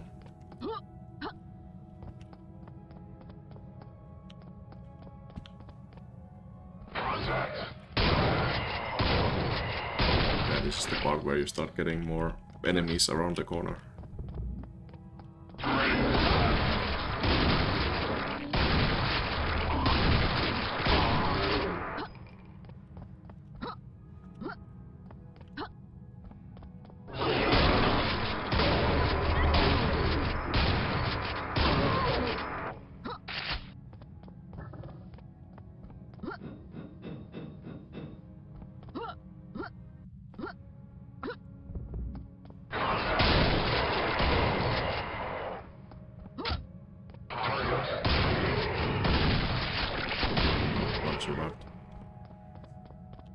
I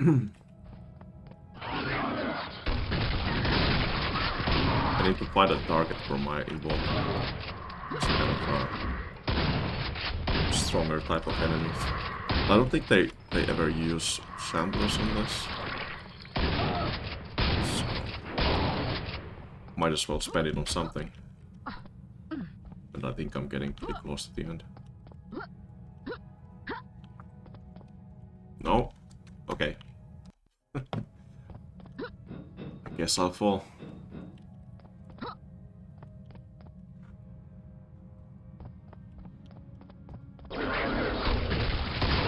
Never mind, there's the sample.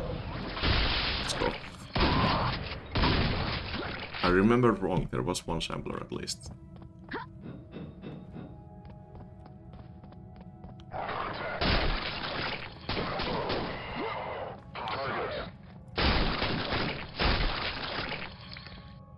Okay, I believe there's the extra challenge still that I can do. This is just a regular exit, right? Yeah. So we basically did the normal ending, and now there's there's the credits for stuff.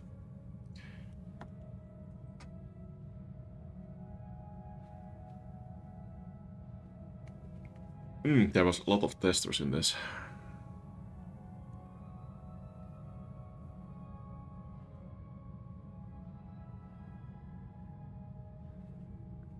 And for a first-time mapper, this is like really cool. And being able to do it like in such vertical scale as well. Understanding the limits.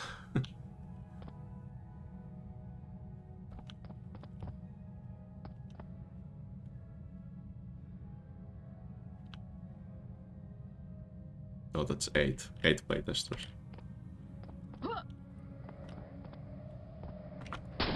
Why? I never noticed that. What is that? Some random pixel put on the pillar side here.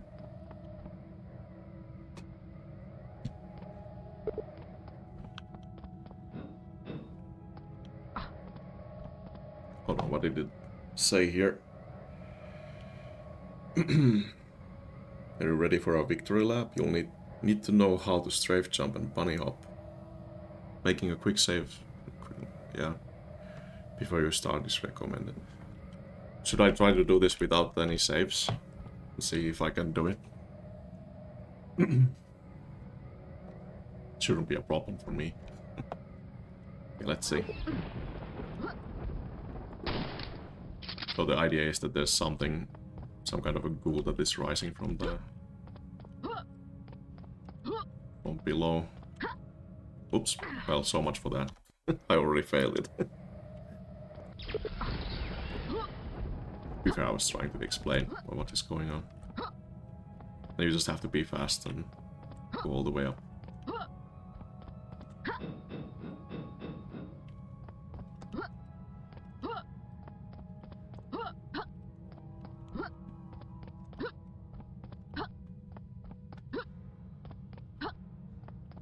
While getting stuck on stairs.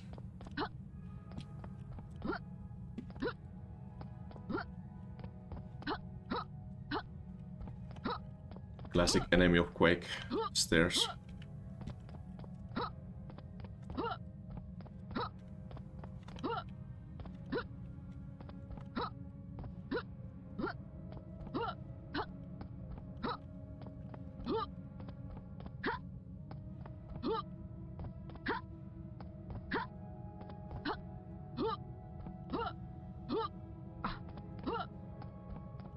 Should be fine. It's not like super precise what you have to do here. Just don't make any major mistakes and that's fine.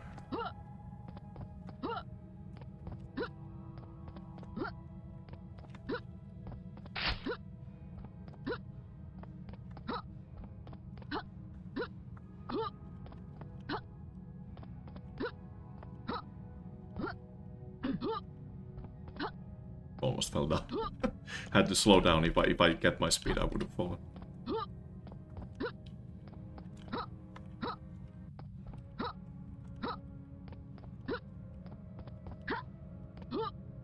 Okay, halfway.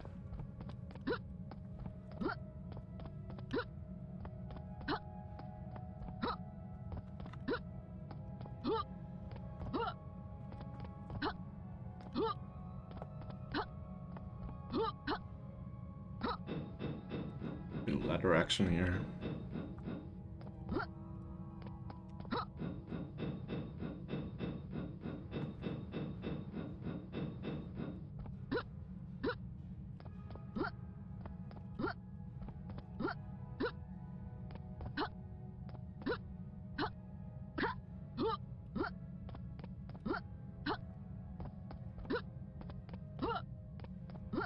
Doing pretty good so far.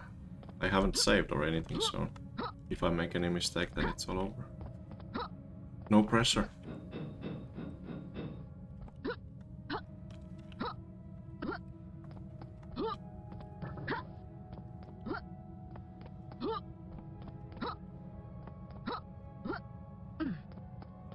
Yeah, that slime is getting awfully close. Already seeing.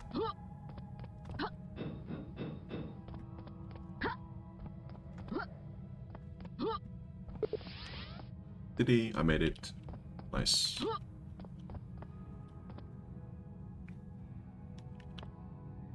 It's a plushie of some kind.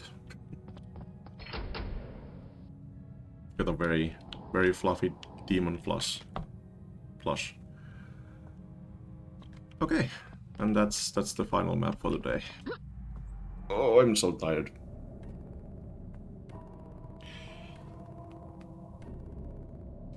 Do some good stretching after that. And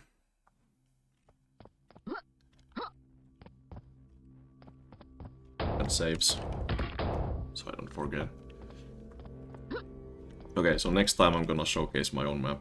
It's gonna take the whole stream, the 3 hours.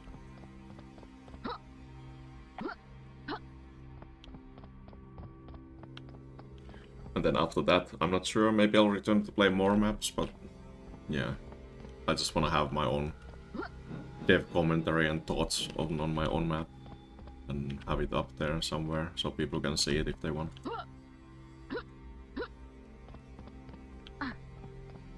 Yeah, until next time, let's find someone to raid, if there's anyone streaming something cool. I don't think there's many Brutalist Jam 3 streams going now, because everyone has just played all the maps already.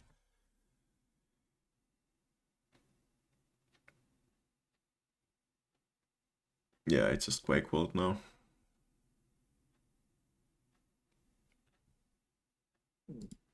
No regular QPJ streams that I was so used to.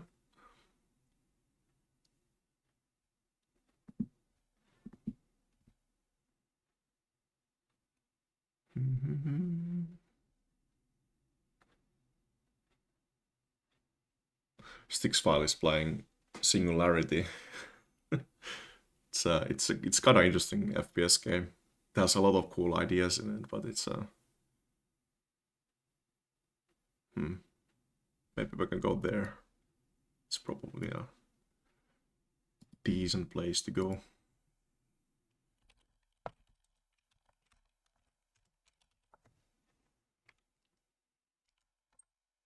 Alright, thanks for hanging around and have a great rest of your Wednesday evenings. I'll be returning whenever I can. I'll try to be more I don't know how to word it. I'll try to stream more. That's what I'm trying to say. Yeah. Catch you guys later. I'm gonna go to sleep pretty soon after I say hi to Stixfile. Bye bye.